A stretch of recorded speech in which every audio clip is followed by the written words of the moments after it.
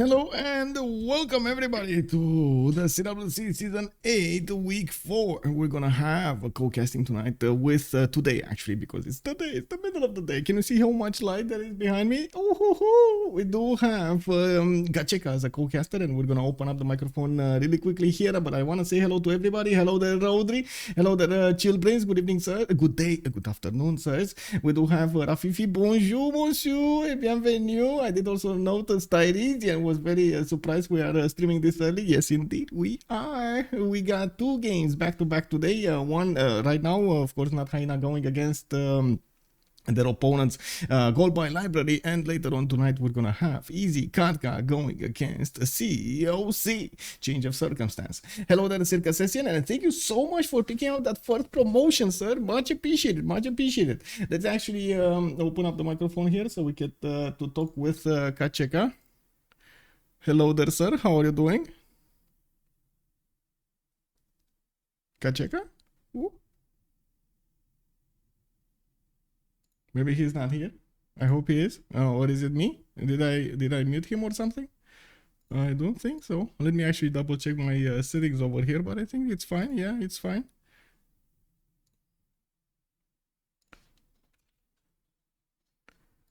Hello? Oh, maybe there's a issue? No? I can't hear you for some reason. What's going on? I can't see anything. Oh well, let's see. It is what it is. Anyway, in the lobby right now, we do have. Give me a second. Okay. There we go. Kachika is trying to fix his microphone. We do have in the active ban phase over here Portugal with Norway, Victoria, Age of Empire, and Japan taken out. In the pre-game bans, we did have Mabande, Ptolemaic, Cyrus, and Nader taken away as the options for this game. The map will be played on 7 seas. That's what we're gonna do today over Hello, here. Michael. Can you hear me now? Oh, yes, sir. Hello there. Good morning. Oh, good morning. Good morning. Yeah. How are you doing, man? Oh, not that good, but still alive. That's what's important, right? That's what it's Right. important. Yes, that's the most important thing. Yes. So it looks like the Persians are catching bans every game now. Cyrus and Nader taken away as options. We do have Mubande and Ptolemaic as the pre-game bans, and it looks like the map will be on the 7 seas. Okay. Oh, I have a question. Do Yes. they know which map will be before they making this for game bans? No, and that's the point. That's the point. Oh, yeah, that's cool. That's cool. Yeah, they need to take out the civilizations they really think they're like too powerful, because otherwise they get targeted banned, and that's not cool, right? I just don't get why Cyrus got banned once again. Have they changed something, like something big? Because Well, it's they did basically add, the same. They did add a +3 to its strength, I believe, to the base strength of its immortals, from 36 to 39. Okay, got it. Yeah, Right. and that was like 2 months ago, or like 3 months ago when the previous PBG version came out. Yeah, but it was not very. Or is it? Or was it? I think it's sometimes hit or miss on big maps, like we've seen on Highlands yesterday. They just couldn't push the win. They had both Nader and Cyrus in their lobby and in the game, the same team, and they couldn't push and it wasn't the player skill. I'm pretty sure Distoria is a very good player and on one of them. So yeah, it was just I don't know. They couldn't use those immortals at the beginning. Too much distance between them and their opponents, and the simming of Nader, or I should say Cyrus, wasn't on point with everybody else. Yeah, Cyrus is like, okay, it's offensive Civ, but I tried Nethershach, it's really cool. You have so much extra science for the trade routes, and if you're lucky enough with the traders, you can have like excessive amount of trade routes and maybe even use Pingala internals. At some point of the game, it's really cool. Civ, it's crazy, and I tried Patra. Oh wow, it's going to have permaban every single time. It's too good, too good. And of course, Mbanda is long known plus 10% extra yields. So Mbanda definitely is a good save. So they banned like a lot of simming sieves, and only Cyrus because of the immortals, as I got it. Right? Yeah, I think so. And then in the active ban phase, if on the Seven Seas map, they do take out Portugal with Norway. This makes sense. Age of Empire got taken away, but somehow Age of Steam did remain over there, and it looks like it got picked by Legenden. We do have Japan, Kupe, and of course Chandragupta coming up last over there. Also, Chandragupta is starting to pick to be quite banned on these maps. We do have 4 picks. So, Age of Steam on Legend. We do have Spain taken by Zero. And then we do have Basil taken by Ozymandias and Dido taken by Sabuga. So, on one side, 2 very powerful coastal civilizations. On the other side, Spain, yes, very powerful. Basil, I don't know, man. Like, it's been a while since we've seen those dromos, you know. Like, it has its own timings, you know. It can do a lot. Maybe they will take another naval Civ or semi-naval Civ. Oh, Scythia got banned, but maybe France or something to assist Spain at some point of the game. And Dragons are, if you have someone to fight with them, you know, it's gonna be hard. Because they're awesome. I think it's the best unique naval unit. I don't know. It's so powerful. It's even better than it's the 7th Provincial, right? The Dutch one. Well, yes. If you're thinking of just power spike versus same age, definitely. Like this. But the point is, they can even be useful when you have no niter. So you have build a couple of frigates and you still have a good fleet of Drummond. So Basil might surprise us on the naval fight, I believe. That. Chat is calling out that Basil does have one extra ability that it's not written over there. It has the ability to spend all of its team's gold. Well, this makes sense, right? Yes. Let's see if they can do that. As in that if they can actually counterbalance the gold generation. We've seen yesterday Arabia that got into the games, and it's basically like the same as Basil, right? It has that ability of just going into its allies' coffers. The problem is, I mean, they couldn't keep up with the gold. They just couldn't keep up with the gold necessary. Okay, they got to helicopters first, and then Pikachu, no gold. You know? Oh, classic. Yeah, and you got one helicopter, and you're proud of it, and you put it in the museum and try to get some tourists to see it, right? Exactly. Well, it looks like we do have the last 4 bans here. Scythia, as you mentioned, we do have Elizabeth I, Gorgo, and Hungary taken away as options from them. Okay, does make sense. There still are quite a few civilizations that actually did start to get a few more picks, and I do have to notice you didn't mention Wilhelmina. The big yes, I just tried to mention it. So, do you believe in Wilhelmina? Can she mate? I believe in Wilhelmina. Yes. We all believe. I know that the biggest believer in Wilhelmina is a middle student, as I remember. Yeah, and automation. Cool. They both like it, actually. Oh, right. Automation, yeah. I like automation is ours. He always surprises us with his unique tactics and strategies. Yeah, that's... Oh, Sejong. Well, I guess this makes sense. I hope he's not gonna get to fight on the seas, though. That's just not really his specialty, is it? But he's kind of pretty good with that, you know. He has like extra science, and if they have enough gold, maybe can upgrade and can rush caravels like turn 42 or earlier. You say that, but they pick Basil and then Sejong. Sejong is just not a gold generator. It's like they got 2 civilizations that require so much gold, man. Well, you know, to generate gold, you just have to build golden districts like commercial hubs and harbors. So if Sejong go like the Portugal build with the save wants and harbors, he'll generate some gold. And he maybe can even upgrade his own fleet with that. Yeah. Well, Jadwiga, your favorite. No, it's... Well, she's really cool, and I really like the concept. It's so cool, like, you're having a good timing with the last nights of the Europe or something, and you charge into your enemy, and you can eliminate everyone, but basically you can't do anything else. It's like, it's one push army. It's a cheese sieve, and if you fail, you're gonna lose. So I Yeah, don't. It's really awesome concept. It's really good. It's really attractive for me. But in general, Legend we have lose. In most cases, I don't know. You just can't win. I've seen only a couple of games when Vingator's push actually worked. well, honestly, I'm surprised nobody's picking Zulu as much as before, to be honest. But it is what it is. Oh well, I do think on one side the gold by library does have a much better approach to the game when it comes to the gold generation and village economy There you incoming. go, The gold griefer. generation. Yeah, the griefer. Okay, more gold generation here by Lotaro. And then Milentovich, like I gotta say, Milentovich needs to pick a gold Civ. Needs to pick something. I know one good gold Civ. It's Catherine de Medici. Catherine de Medici. Okay. Yeah, she basically does what Lautaro do. So you can aim for the how they called the light cavalry push with the pillaging.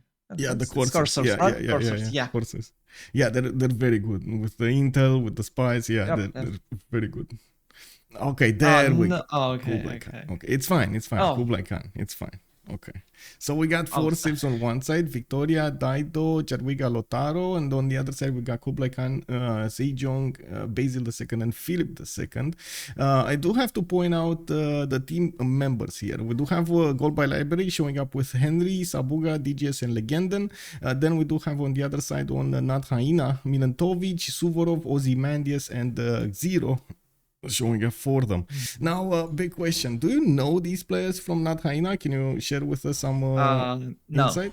No. I know Zero, he's playing Naval usually, but he's quite good before the Caravel push. Like he's good on the Caravel timings, so he might surprise with the good timing attacks, as I remember. And in the Age of Steam, he's kind of lost. Maybe he got better, because last time I've seen him, it's like, okay, if they manage to do something on that Caravel timing, turn 50, turn 60, their team, like his previous team, could win. And after they were kind of lost, they didn't know where to rush, what to do, and eventually they would surrender by turn 80 or something. But maybe something changed, because I checked the Suvorov and Ozymandias gameplay, and they played really well. So yeah, I saw in other games. They still need to put a point on the table here, though. They have 0-3 right now, and on the other side, Gold by Library does have a good score. Let me actually check. They're on 2 wins and 1 loss. They're actually tied right now for first 2 wins. Și acum Porsoa being the first one. We'll see tomorrow what Ulysse is gonna do. CPS did manage to snatch a victory from Ulysse, and they were like so happy about it. Wow, what's going on with Ulysse? Are they good? Are they good or not? Yeah. No, they're very good. They actually recruited Hazagi.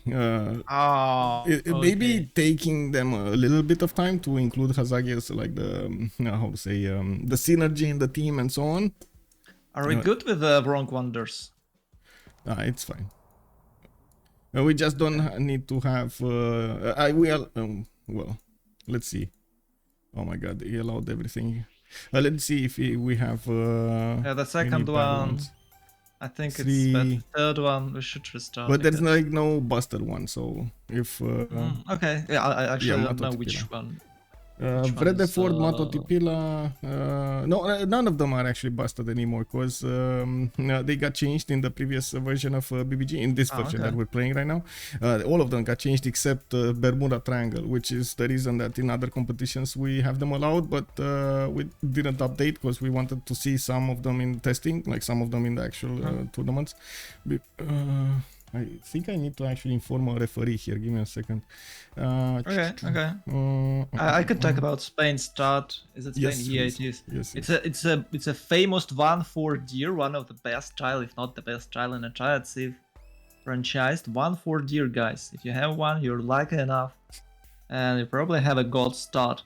As I remember, I'm actually not sure, but I think this game is played with a better city center yields. So he doesn't even have to worry about getting 2-2 base, and he can move left. So he would have a good harbor and get 2-2 base with a 2-3 and 1-4 deer. He can build settler in no time. I believe it's like 4 turns for him, right? And with the double scout, he'll have a lot of presence on the map early, and he definitely will find the wonder to the right of him. And there's a lot of deers around this area, and I'm really happy to see this start, because it's a yellow hills. It's super awesome. Split for Spain. I'm actually curious. Is he gonna go deer? I think he's gonna go deer, right? Start on deer and then buy all the 2-3 deer tile next time. Oh, I'm not sure what are they using better city center yields? Yes. So I'm not sure. Oh, it's gonna be a 2-2. Oh my god! Actually, yeah. Okay. But actually, no, it doesn't change. If I think if you spawn on deer, it doesn't change. But anyway, I think he's just gonna settle in place. To be honest, I'm not sure how it changes the 1-4 deer. Yeah, once I settled like twice, but wandered luxury resource style, and I didn't got nothing. I didn't got anything. So I believe if he settles deer, it won't benefit him at all. Yeah, so he settled in place. He does have that +5 campus, amazing, to the west side, the +4 here. Pretty good campuses for Spain. I did also notice the continent split for Spain is to the west side over here. It's very good, very good. And another wave of reefs to the east side. Overall, not a bad spawn. Does he have an opponent? Let's see. Does he have an opponent? No. Okay. Mapuche over there, I guess that's gonna be an opponent. South. Phoenicia, that's actually his opponent, but he's gonna be on the other seas. We do have anyway, let's actually talk about Engulu Mapu. So Spain is gonna be relatively free sim until Mapuche is gonna send some units to him. Well, usually it's the Mapuche lands. Mapuche. Maybe it was Portugal, I'm not sure, but they're okay-ish. I mean, like he's gonna get his 2-2 base. He has other 2-2s, possible dice styles to work at the beginning. Also, I wouldn't recommend it because lack of production. J-tile, settle to the southwest, and looking at his breathtaking appeal. This is so bad. This hurts my eyes, man. Yeah, it's jungles. So it's the middle of the map, so no Shemamuls for you. Yeah, no Shemamuls. Oh well. Yeah, I guess we'll. But still, a jade base. It's awesome. You can skip monument. You can build something useful. I don't know what can you build here. Maybe a builder. And he's gonna get trade routes with Dido. Eventually, yes. Yeah. Can Dido kill some city-state now? In Gazargamo, I guess, on the east side. He's probably gonna set the east anyway. Yeah. Honestly, Dido can open with 4 cities. Is it still a thing for Dido, or players are now more playing with how it's called, the cities? The ancestral hall, I mean? Yeah, I forgot all names. So sorry. The thing is, I mean, honestly, I've seen multiple games with Dido, and yes, 3-4 cities at the beginning, and they do go ancestral hall like 100% of the time. The fact that they wait so much for ancestral hall makes it so slow, really slow, like versus a nation like Victoria or something like that. Just the extra tempo that you would get from multiple cities starting to build them really quickly, it's just invaluable. I don't know how to say it otherwise. It's incredible how much time it takes Dido afterwards to actually recover all of that lost time. And I gotta say, I do have to agree with you when you are calling out that it lost its trade route. Oh my god, yes. That loss of a trade route. I told you! I know! I know! It's impossible to play now. It's not impossible, but it's like much weak, so much more weaker than the other civilizations. It costs you 2 cities. Yeah. You could send a trader for your 2nd and 3rd cities, build, and with that trader gives you extra settlers from that 3rd city. And now you just can't, and that is why players are going for ancestral hall. And even worse, they usually going with the 3 cities, and the goal is that you finish on Central Hall by turn 34 or something, and you immediately settle extra 2 cities. But dude, it's turn 34 and you have only 5 cities. Yeah. If you just played standard, like 3 opening and plus 2 cities with a policy out, you'd have the same amount of cities, and you can open with a builder and you get the same. So what's the point? And you have taller cities like level 2 and level 3 cities. Come on. And And that you, is you can still go ancestral after those. Like yes. you need to go greedy to actually not have those 5 cities. But anyway, let's come back to this because Yes. we're running through the turns here quite quickly. Beijing is gonna have a coastal spawn to the north. It looks like Scout coming up in 1. He does have multiple settlers on this coast with freshwater from rivers, and him going to the west side is gonna put him closer to Mapuche. Not really ideal, but what can you do?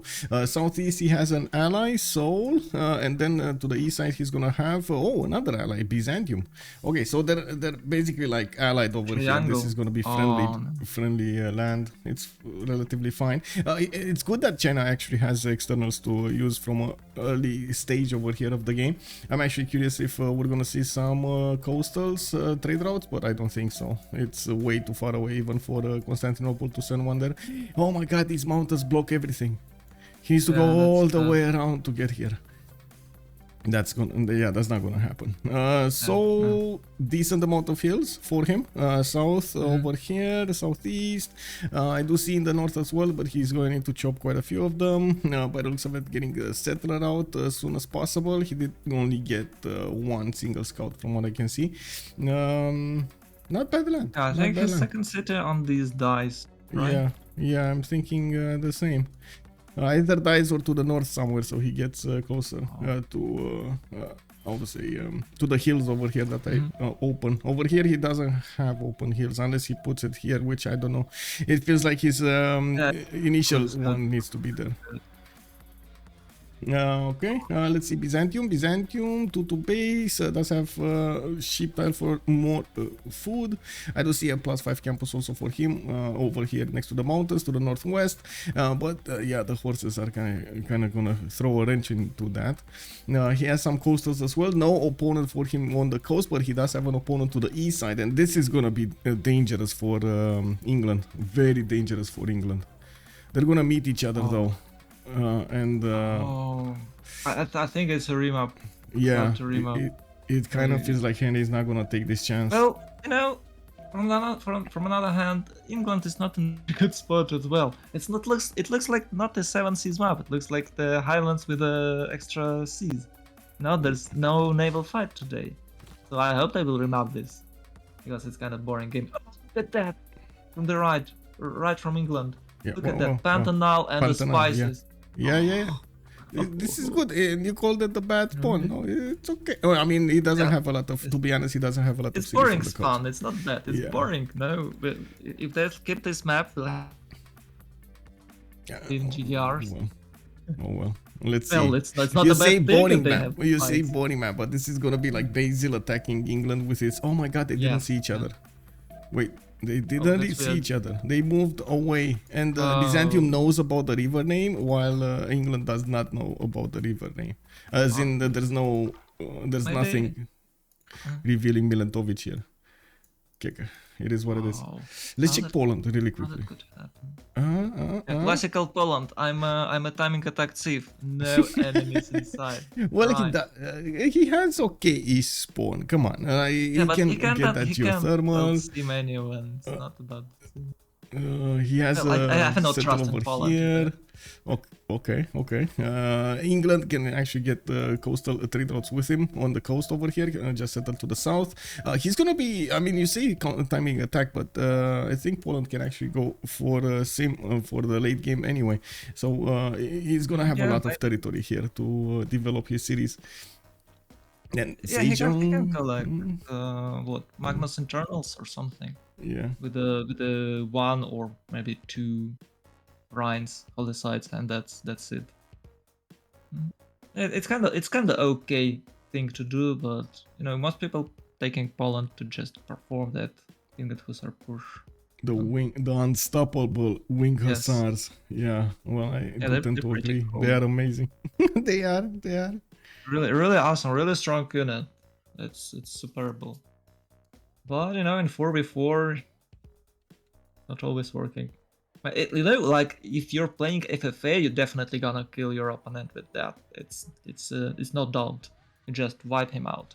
But in 4v4, where a lot of things can assist you to defend against this avalanche.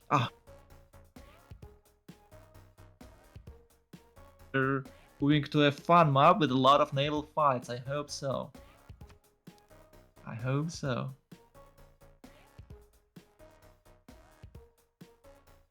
Actually, it's turn 10. It's really cool that it's turn 10 now because I have more time to describe starting position and talk about it a bit more. That's really awesome. And maybe it's better for players. 8 turn is like you got you can finish your scout turn 4, and you have only 4 turns to scout. It's like 8 tiles in a single direction. Probably you can't find anyone because it's a 13 tiles difference between capitals on the with the standard settings. Yeah. I'm sorry, I am talking with. Yeah, that's okay. That's okay. I believe when game starts, we can talk only about the game. So, is this a remap or They it's need a to remap? relobby. Yeah. So I'm just curious.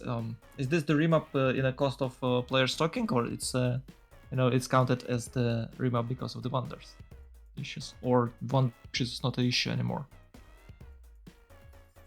I believe it's not a problem because we've discussed it earlier. Oh, yeah, it's not the best map either. Maybe we can check wonders first, like, or is game is corrupted? They need to remap for some reason. Legenden is entering a debate of yes, no about the CWC settings, which the CWC settings do not have the extra maps, the extra wonder zone. Oh, so they want to keep their tokens, right? No. I mean, Okay. the first one is fine. They will lose both of the remap tokens, but because I checked with the referees, they said let them play on, and if they remap, we rehost. Okay, that's cool. That's cool. Oh, we have to wait for a remap. Oh no, that's the hard thing to do. Well, yeah, true. Well, so do you have hopes in the Civilization 7 multiplayer? If they announced that they're making this game, and will they have a better and more stable connection, or it will be the same thing as Civ5 and Civ6? Actually, to be honest, Civ6 is way better than Civ5 in that topic, but maybe it's only because of the better technologies of internet we have nowadays. So I have a dream, and maybe all of us who joins multiplayer in Civ game, that we can have a good stable game in 4 hours, approximately in 4 hours from the start, from the ancient age to new technologies in 4 hours, and that would be amazing. The thing that BBG did for the Civilization 6, because you can check vanilla and the game lasts there slightly longer, and they are definitely not that balanced as the mod. To be honest, Civ5 has its own mod. Oh, maybe it's the yes, they do have. They have a better balanced Civ5. It's called something different, or it's either NQ mod, so no quitters mod, or something else. I actually don't know the name, but I checked, and they're still playing competitive multiplayer with that mods. It's similar to BBG. It changed a lot of things and balanced their, I don't remember how it's called, cultural institutes or something like ideologies. It's balanced, and I wonder slightly change it. So there's a lot of change. It's a huge change list there. Okay. So they do have. It's really cool. So maybe it's Civilization franchise feature to have a game for a single player, and then guys who would like to play multiplayer, they tune the game for themselves, they fix it, and they join the process after. But this you have to play like a couple of years to make the game looks better and more balanced. Well, in modern industry where you get full game and only in a few years after its release, maybe not that bad thing. I don't know. I can't remember when we have a game that was done from the very beginning with all content included. Yep. I checked the map, by the way. 1 second. I checked the map for BBS Wonders, so there are no BBS Wonders on the map. It's fine to actually play this out. Oh, there's actually Nabi C. Yeah, but it's in the, it's in a distant land. Maybe it's okay. Maybe no one will sit there. Of course, there's someone on this coast, on this sea, and maybe. So if you promise not to settle there, or is it okay? What does it do actually? It only gives you gold. Oh. Yeah, gold culture, and that's about it. I'm not even so sure you you can settle and then join. Okay. Can you settle on it? No, you can't. Okay. Oh, you can't settle on wonders. There's no way you can settle on wonders. Oh, well, actually, you can settle on one, right? Yeah. Right. The Cliffs of Dover. Okay. So, we can start with Phoenicia. Look at this amazing start. Yeah, a lot of culture. Oh, I'm surprised. Why he haven't settled on the marble?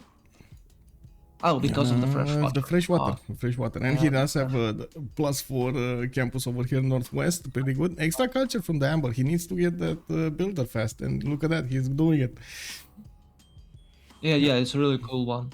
So it's extra 2 culture. He can skip monument. And that's why he's making builder. And yeah, I'm pretty sure he wants the fish and the turtles more than he wants the Amber. But sure, the third one is going to be the Amber. Right. Definitely. Yeah. Now, looking at his spawn over here, there's a lot more territory for him to expand in on the seas. To the left side, I don't see he has an opponent on the seas. So again, relatively free sim over here for Dido. He does have Kublai to the south that he's gonna get to fight over here. Suvorov is gonna need to get through the mountains so he can get to Phoenicia. And I think Phoenicia can hold it. It's only 2 tiles chokes everywhere. So his core cities are definitely safe. The other thing, he has Poland to trade. Oh, it's really cool to trade with Poland, even if it's not naval trade routes. Or maybe Poland can just settle on that tiny sea next to the Titan. Oh, never mind. I got excited for a second there. Yes, you're talking about trade routes, but then I saw yellow over here on the map, and I was like, is this Spain? Are we actually gonna see Spain next to Poland? Yes, let's go. But no, it's not. Yeah, it's fine. It's Mapuche. This time Mapuche actually has a little bit better land, but not amazing. Like looking at the breathtaking appeal, he needs to work it. He needs to somehow improve it. It does look like they have a massive continent for 3 players. It's a really bad sign for a late game, right? Yeah. No. Okay, they're on 2. Okay. Who's the third one from for the fourth one from them? Is it England, right? England. So they have 3. They have 3 continents on GPL. England can trade with Phoenicia. Yeah. Yeah, they can coastally trade here. Awesome.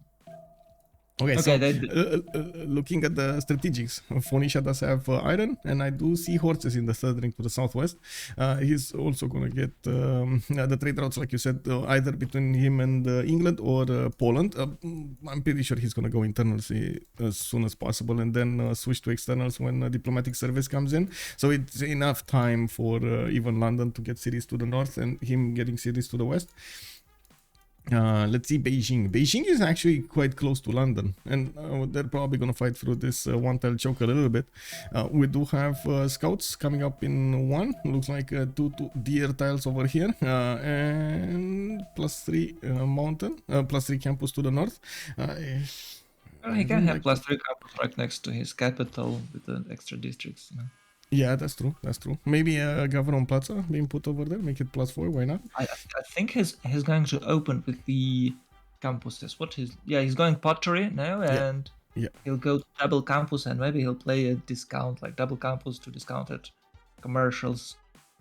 That's pretty good second setter. Look at that tobacco settle with Fountain of Youth to the southwest. Unfortunately, Fountain of Youth, man, just doesn't have food or production on it. It's kind of bad to actually just work it. But for the early phase generation, you just work it 2 turns and that's it. You get much closer to the Pantheon. And you'll get 12 extra signs, so it's 1 or 2 turns for your decks. Your core decks, like. Yeah, true. Commercials. I see he has horses, he has iron, 3rd ring, a bit expensive. He's probably going to put a city near the mountains anyway, so I don't think that's going to be a problem for him to get that resource. And a decent amount of land to settle on the northeast and north. I mean, honestly, I don't think that's that much land, especially on the 7 seas. He's probably going to need to expand south a little bit here. But I see like maybe 7 cities, like 1, 2, 3, 4... 5 with the cattle. It's a land city over there, you see. I mean, yeah, I guess so. Etemenangi Liang City, yeah. Over here next to the Yellow River. And he can trade with Korea with the sea, you know. Yeah. But to the right. I guess they will have a naval trade route here as well. And I'm just really curious about Korea. Are they like going to all in, or will they bring some, you know, commercial? Yeah, that's a good one. I'm actually you can see a Hansa over there. It's a good amount of gold for both of them. And they can coastally trade over here if they're gonna get a lot of trade routes. I am expecting China to go traders. I don't know about Korea over here, Ozymandias. Oh well, I do see him. He has good hills. He has good Seongs, I guess. Then he's gonna get the science going. And the big question is he gonna go commercials right after those Seongs are gonna be put down, or is he gonna go theater squares? I don't know. I believe it's more profitable for a late game to play with the commercial hubs, but I build commercials in every single game, so yeah. I understand you are a commercial enjoyer. I see. Yes. I see. Okay. Yeah. Well, I get it. You know, if you have someone on the front line, you're simming, you can of course try to build like a theatrical square second, but it is better for your frontline man to have some extra coins from you. So I actually don't know. I prefer gold, but some people are playing with commercial theatrical squares and Savons. It gives you some good stats, but can you do something with that? And it doesn't have that much land to achieve victory. Like what? It definitely needs to go through the mountains. This is not ideal to have mountains like this for Korea. Korea doesn't get to use the mountains anyway, so this is just blocking his tiles. Well, it's not that bad. He can figure it out, and he can send a trader to Samarkand. I believe it's possible. So he'll have a road, and maybe he can settle there somehow. But there's Poland behind these mountains, and I don't really want to face Poland. Even if you're Korea with the Russians and other stuffs, it's still kind of painful to fight Poland in its prime. So yeah, it doesn't have that much space to settle. What about Byzantium? Are you still busy? Oh, right there. Right, Michael. Yeah, sorry, Basil. Basil. I was reading their game chat, game channel chat. For some reason, it's a bit victory condition start. Yeah, you do have bananas, yeah. Good second setter, but no, it's not. He's gonna fight Mapuche. What do you mean it's over? Like, it's gonna be so painful for both of them. Like Byzantium, okay, gonna get something against Mapuche. Mapuche is gonna get the Malo Raiders and get the +5 against Byzantium. Like, this is just gonna be a mess. If there's like 2 civs in this game that need to go against each other, it's these ones, right? They're gonna just derail into each other over here. I believe that Basil can derail way more. He can derail himself way better than Mapuche. Yeah, we'll see. We'll see who's the biggest derail here. He's getting the settler out. I do see the horses. I do notice the iron tile. So pretty good strategic resources here. A nice cities on the northwest. I really like the settler next to that deer tile with the cattle. +4 campuses over there as well. He did meet Mapuche. He knows where he is. Okay, I do see 3 continents. Yeah, 3 continents. I gotta say, we're going to need to see, yeah, there we go. What kind of pantheon is he going to go for? By the looks of that holy site, he might actually be looking to get Sacred Path here. Sacred Path. Yeah. I don't really like Sacred Path. Oh, but, no, okay. he's back settling. Oh, he's a coward. No. He's coward. He could perfectly block that Come on, don't call him a coward. Come on.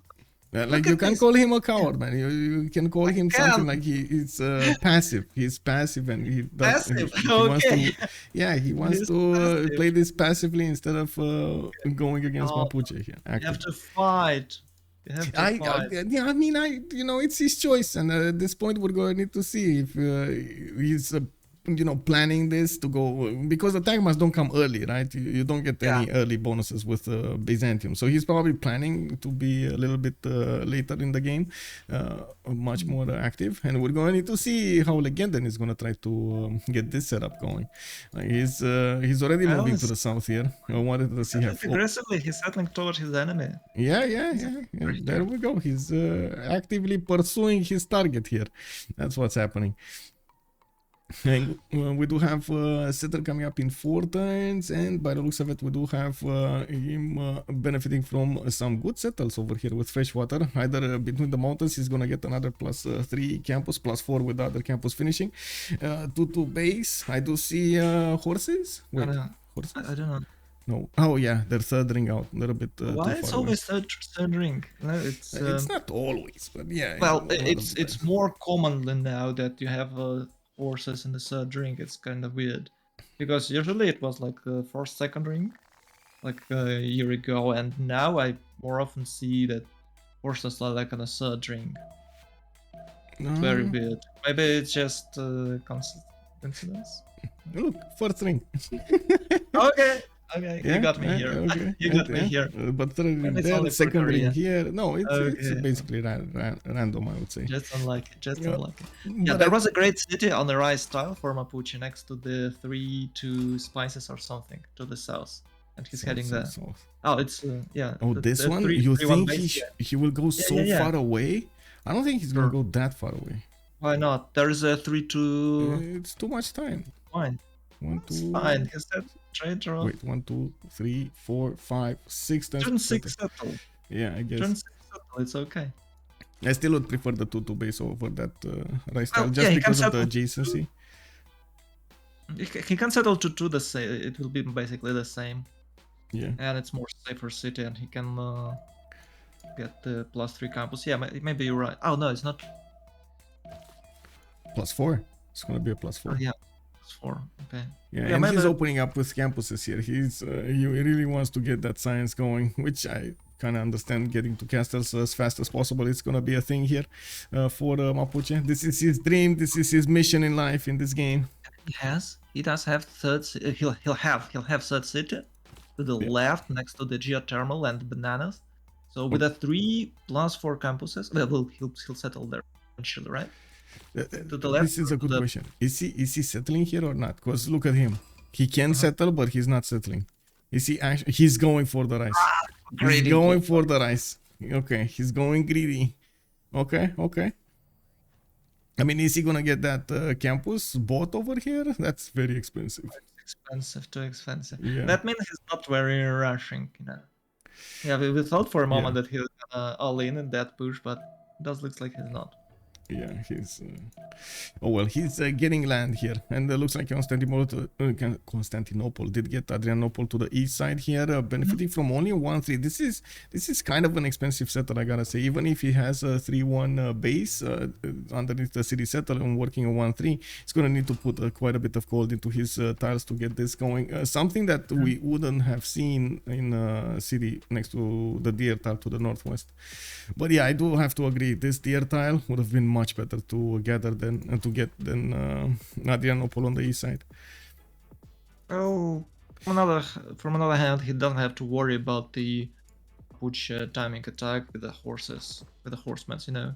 Yeah. You just get golden, you wanna sim a bit because you're monumental, that's it, you have no science, have no culture, and boom, wild not Malons, but just horsemen appears and with a +5, and it's really tough to defend, and you have to switch to a different. Yeah. It's less problem. It's Yeah. the most safer And place. there's an added benefit over here. We're gonna have a government plaza between these holy sites. He's gonna get more yields out of this. So yeah, faith pattern is gonna be important for him. Let's go forward and see what Spain does. Oh my God, second set. Oh no! What is this? And it's a second continent. Yes. Yes. And the double, how they call it? The geothermals. Oh my god. Oh, this is good. This is good for him. Torres del Paine, man. Okay. Showing up I was big for them. talking about Basil now, but now I think maybe it's the best start on the map. And it's almost perfect Torres. Like you always have like 4-0 tiles, and this one is like 4-3, 4-3, 4-2. A lot of food. It's non-fresh, but it doesn't really matter because he has so. Yeah, and he can put another city there. Oh yeah, on the right style. Yeah. Too. We do have him moving to the northeast, which is, I guess, quite surprising for me to actually see him go east side instead of west side. He could have just settled the stone or actually next to the mountains over there for the fresh water, next to the volcano, and he could have gotten the double trade route yields anyway from that western side. It looks like he's not gonna get them. Like this is like look at the Madrid placement. This is just on one tile separating the continents. Yeah, it is what it is, man. At least he's gonna get some turtles. Maybe he was going to play the reverse and he'll build Government Plaza in that city next to Taurus. Like, we'll see. Yeah, could be. Maybe. Does he have the population? I don't know. I'm not a fan of non-freshwater government. It's a lot of food and he can build granary. He'll reach 4 popes in no time. Oh my god, granaries, man. Well, you gotta what you gotta granaries.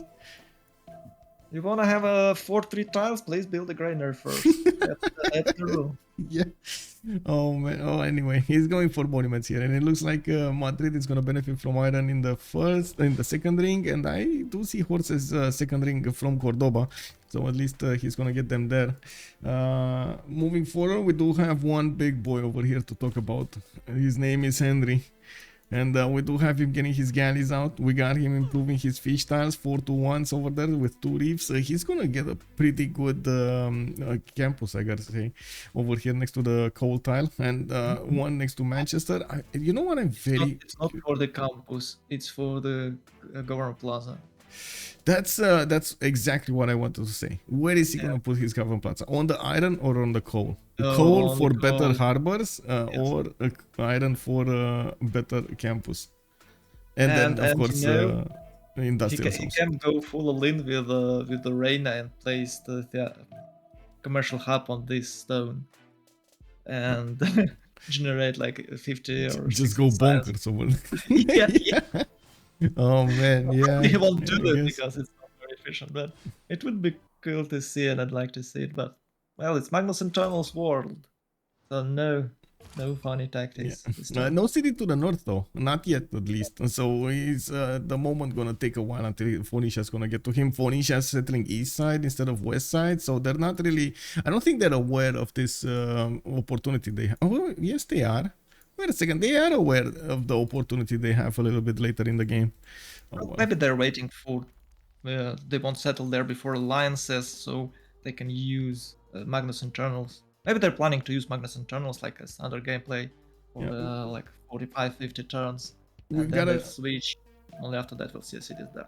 Yeah, yes. We got a question over here from chat. Which city do you send a trader from if you are Spain? That's a very good question. Usually you want to send the trader to the city that has, or you are planning to build Government Plaza, Depot Quarter / Depot Quarter, and usually it has the most population, so you have other districts bonuses. Any internal trade route will benefit from bonuses from the domestic trade routes from each district. So for example, for campus over here, if you take a look at the campus, it has 2 trade yields, possible trade yields, either domestic destination for extra food or international for extra science. If you're looking commercials, on the commercials, you're gonna see production coming up on the domestic while it's getting gold for the international trade routes and so on.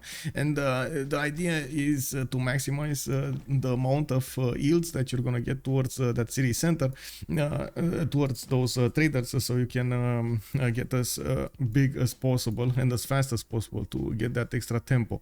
Looks like he did actually choose to send the trader to Madrid here, from Cordoba to Madrid. So I think Madrid is going to be the one benefiting from the Gavron Plaza. It's not, I mean, he's going to have a good one, don't get me wrong. I can see multiple locations where that Gavron Plaza can add adjacency towards campuses, commercials if he wants to, or harbors, theater squares. Even with the help of the mountains, he's going to have pretty good aqueduct placements for his later on industrial zones. So overall, I think it's actually a pretty good spawn for Zero here. On London, let's see. Iron and horses. Horses already improved. Actually, on that note, it looks like Ozymandias has horses. Suvorov has no horses. Milentovich and Zero do not have. And looks like only Henri is making horses from GBL. Oh my god. Only? Oh, yeah, you see? And there was... Oh, look at that. He settled on a... Wait. Wasn't it a green hill? Not a green. No, it was a rainforest. Yeah, it was. Oh, okay. Because I thought it was a green hill, and I like, oh, he never gonna to settle there, but he. Oh. I mean, yeah, I don't get this spawn. No, it's awesome. I guess he wanted to get Puel Mapu. That's why. Why? It's awesome expand to get campus second radius, and you can buy out wine. He didn't buy out wine yet. I'm just surprised that he didn't do this. Eventually, if you settle like this and you have juicy tile, you just buy it out at first turn. Very weird it's there yet. Don't he have... Maybe he doesn't have gold? That's weird. What? Not bad, not bad. Well, they could have... Yeah, they already have Sabuga on 14 gold at 10, so it's fine. Yeah, they do have good gold adjacency, but like you said, I think the rice tile over here would have made a little bit more sense. No, it's good. It's good. It's also good because rice tile is a dangerous tile. You might lose your second city accidentally, you know.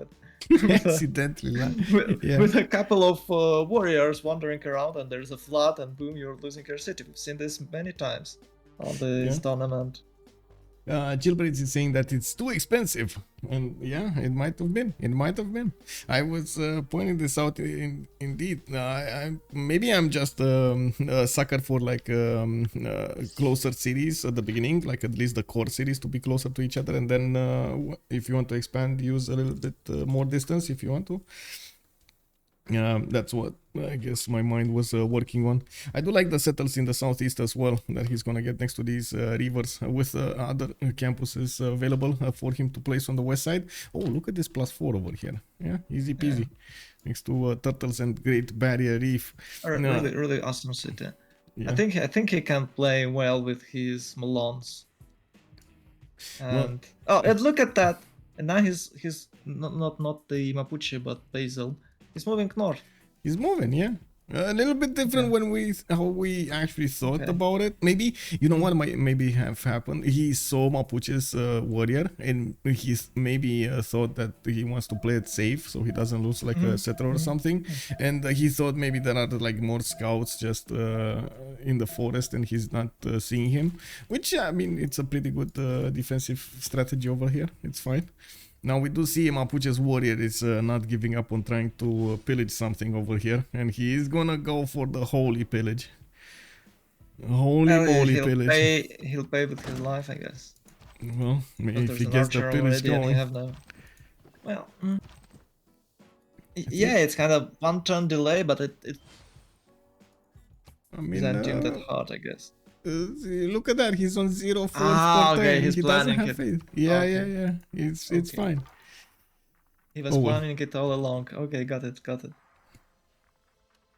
Well, I don't really like to sacrifice units for the single pillage because this unit can do way much more. He could travel farther towards Spain, and now he'll just die here, and they won't have enough information about what is to the east of this position, and it's only cost him like 12 face. Yeah, okay, he was playing around it so he could get Pantheon from that, but you know, sometimes information is more important. It's key. Yeah, it's key. I think I believe in this power of information as well. I do have to point out he didn't actually go for Sacred Path. He went for Lady of the Reeds and Marshes, and this is a bit surprising. Did anybody No, I else think got that? I don't think it's so. bad. Did, You know, wait. City Patron got this. Okay, on Poland. No, so he also got his religion over there with probably reliquaries and the crusade. No, he took crusade away from Byzantium. God, man, oh okay, my that's God, awesome. Kacheka. How can you even? They How can found it. you? They found the weakness, man. They found the Okay, weakness.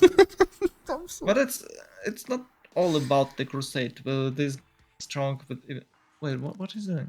No, it's not. He's strong even without crusade.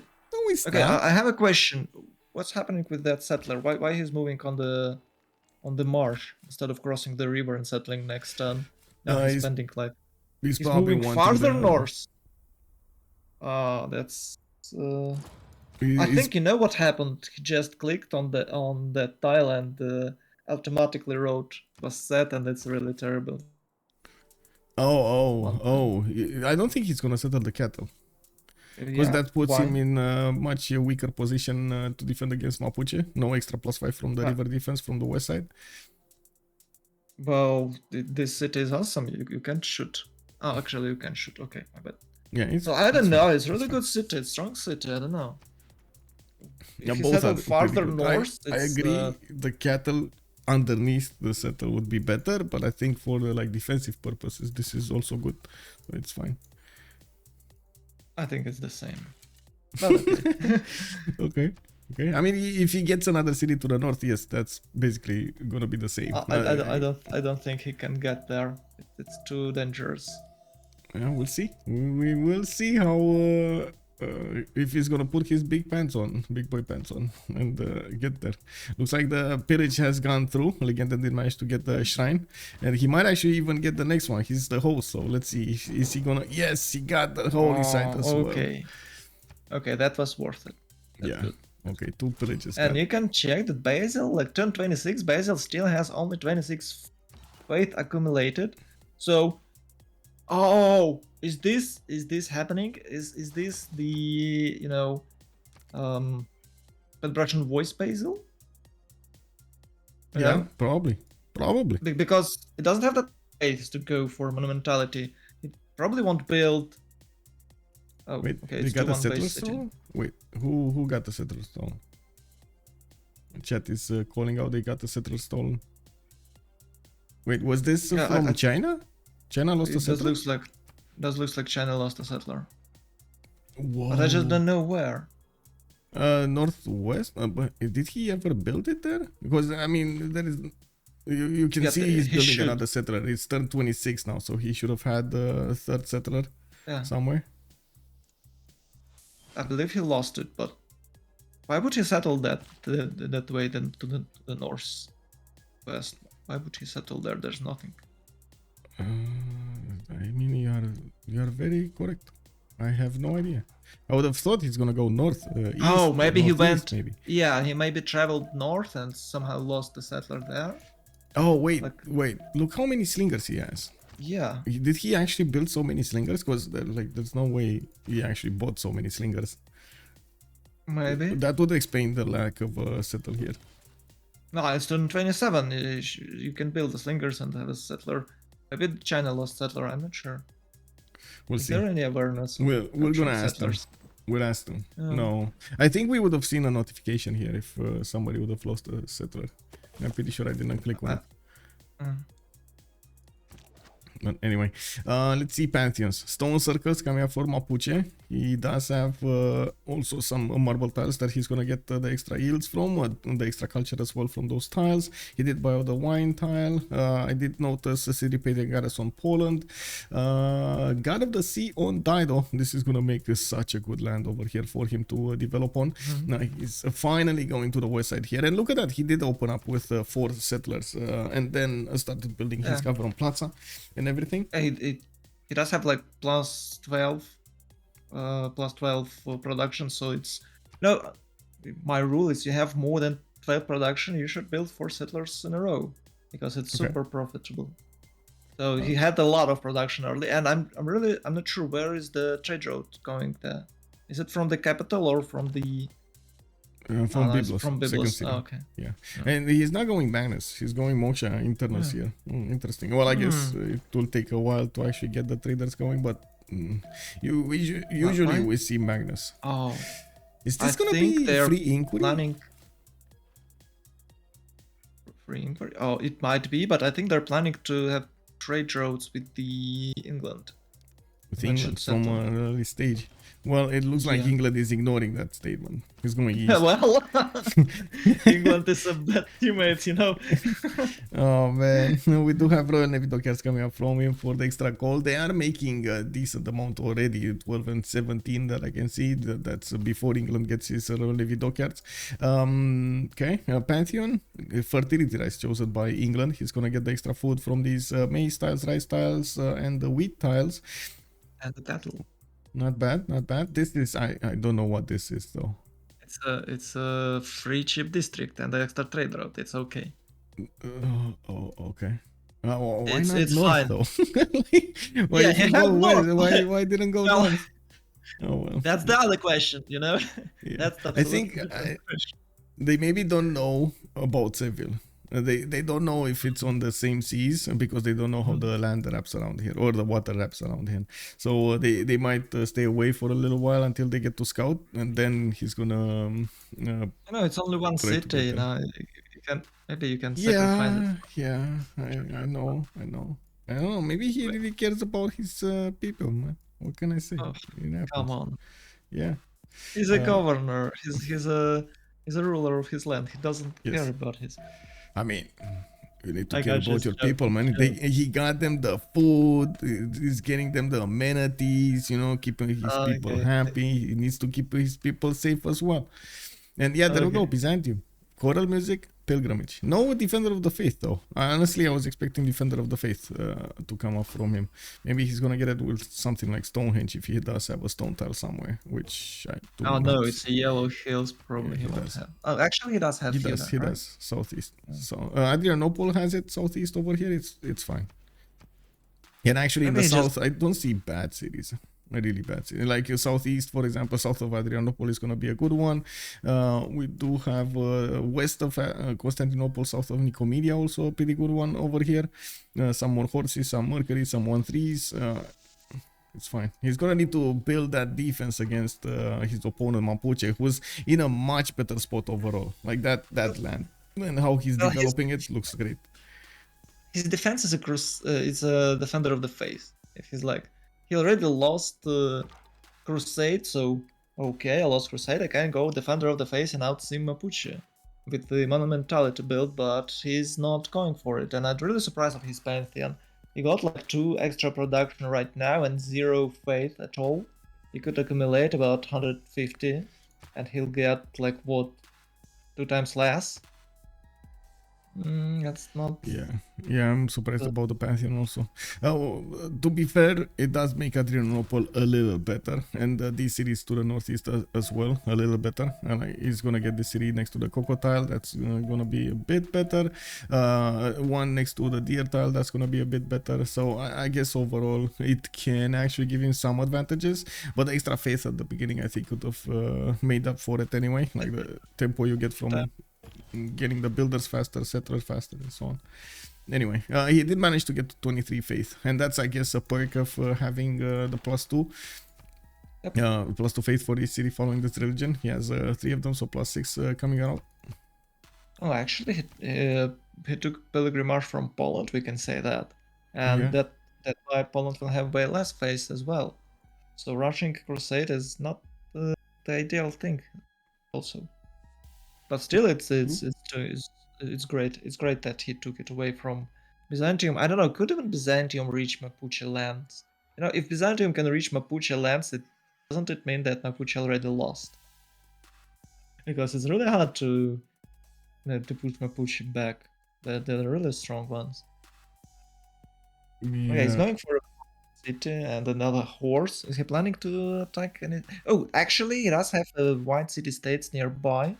That's a really good one for the phase generation. Maybe it helps him, and I believe he does have at least one in void in that city-states to the southwest of Byzantium. Oh, southeast, I mean. Laventa? Let's see. Does Yeah. he? I don't know, but he has a good amount of. Zero. Is that no? That's actually Spain. Oh, that's Spain. good. Spain did go for a very early holy site, which is a bit surprising to me. He went to religious settlements as a Pantheon, which I really like. I do also hope he's actually going to get to settle all of these cities to the north. He has so much potential over here to get to spam cities. Not sure building up harbors this early would have given him, will give him the tempo he wants. Because it will take quite a bit of time to get the lighthouses and get the traders going instead of just building 2 more settlers and sending them to the north. Well, is it some sort of new feature that I'm not aware of, or is it just playing weird thing with this holy site? Because I thought it will be like, yeah, it will be like +5 campus. Why not campus then?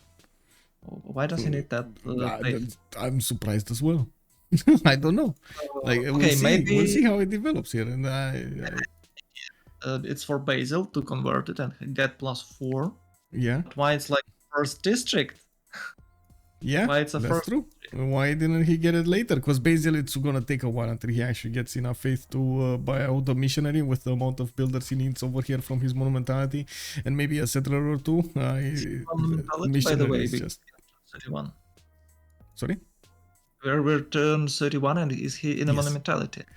Yes, he is. Monumentality Golden Age. Not a lot of... no. Yeah, we got Sabuga over here, unfortunately, dropping. Why can I... Okay, there we go. I don't know why I couldn't click the button. Ferno is saying that he's giving taxes to Basil, which, I mean, kind of makes sense, but to be honest, like Kacheka was saying, you should build it later. Like, you don't need it at the beginning. Oh well, I guess maybe they're gonna try to rush this. This is something like very quickly that I see from... Okay, if you're trying to rush something, go Corals and the Pen and Brush and Void, but he's going Monumentality. What is going on here? I'm just confused. So confused. It's... yeah, I've seen like... actually, this build is awesome. When you go Pen, Brush and Voice, it's really good, and you have... how they call Tagmas in certain timings, and really good timings, and you can easily defend Milans, and that is your quest for now. But he's not doing anything of that. He's having a bad faith income, like low faith income. He's having no culture at all, and eventually Milans with a 1321 will beat him up, and Legenden will have earlier alliances. This also put extra +5 on the table, so you know, it's really weird what Byzantium and Spain are doing. Well, maybe okay, Byzantium have a plan and like, okay, Spain build fast shrine, fast holy site, so I can convert you. Found religion, so I can convert you. I'll do it by turn 40-45, so it would be easier for me to defend against Milans. Maybe this is the plan.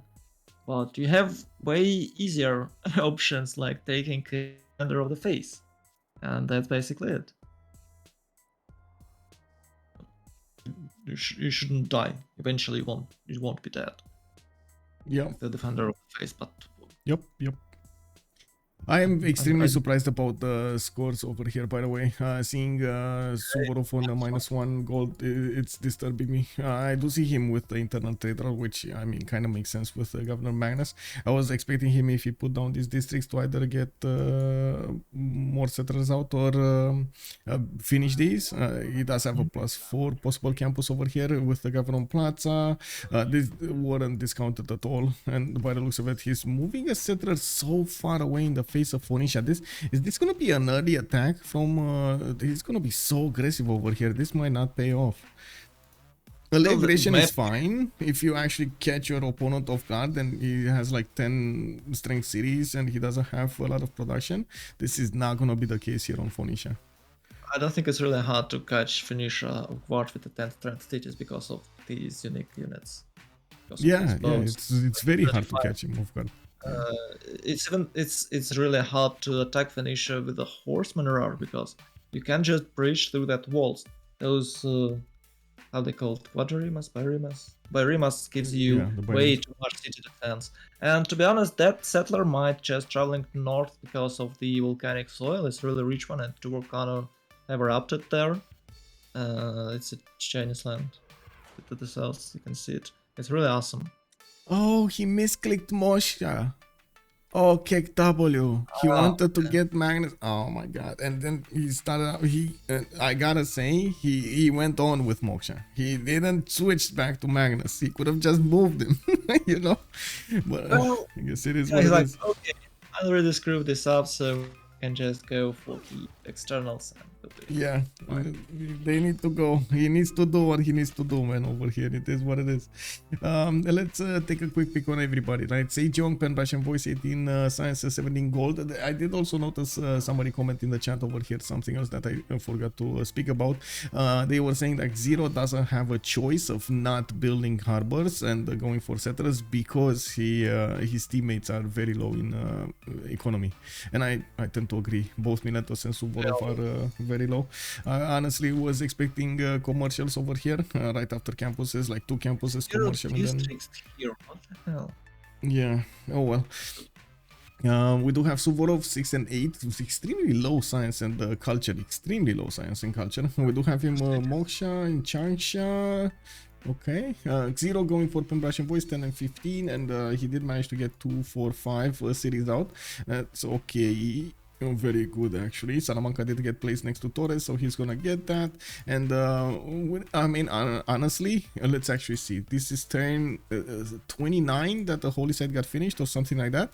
Let's see when he's actually gonna get to convert the city of Cordoba. And I do have to mention, there's no religion yet. Yeah, to be honest, it will be a hard task to accomplish because you know, the city is going to grow tall, so it will be 7 pop cities with at least 4, 5, or 6 followers. So you'll need at least 2 missioners to convert it. And there is no road. I thought maybe he sent trade road from the Adrianople to Cordova, so he would have faster movement there, but he didn't. And it smells like a GG already. The only good thing that happened to Hyena team is that Phoenicia mispicked governor. That's the only good thing that happened to them for now. Of course, Spain has a awesome start, but you just can't win alone, and there's no gold at all. And I believe that Suvorov lost his settler because you can't have 2 cities turn 32.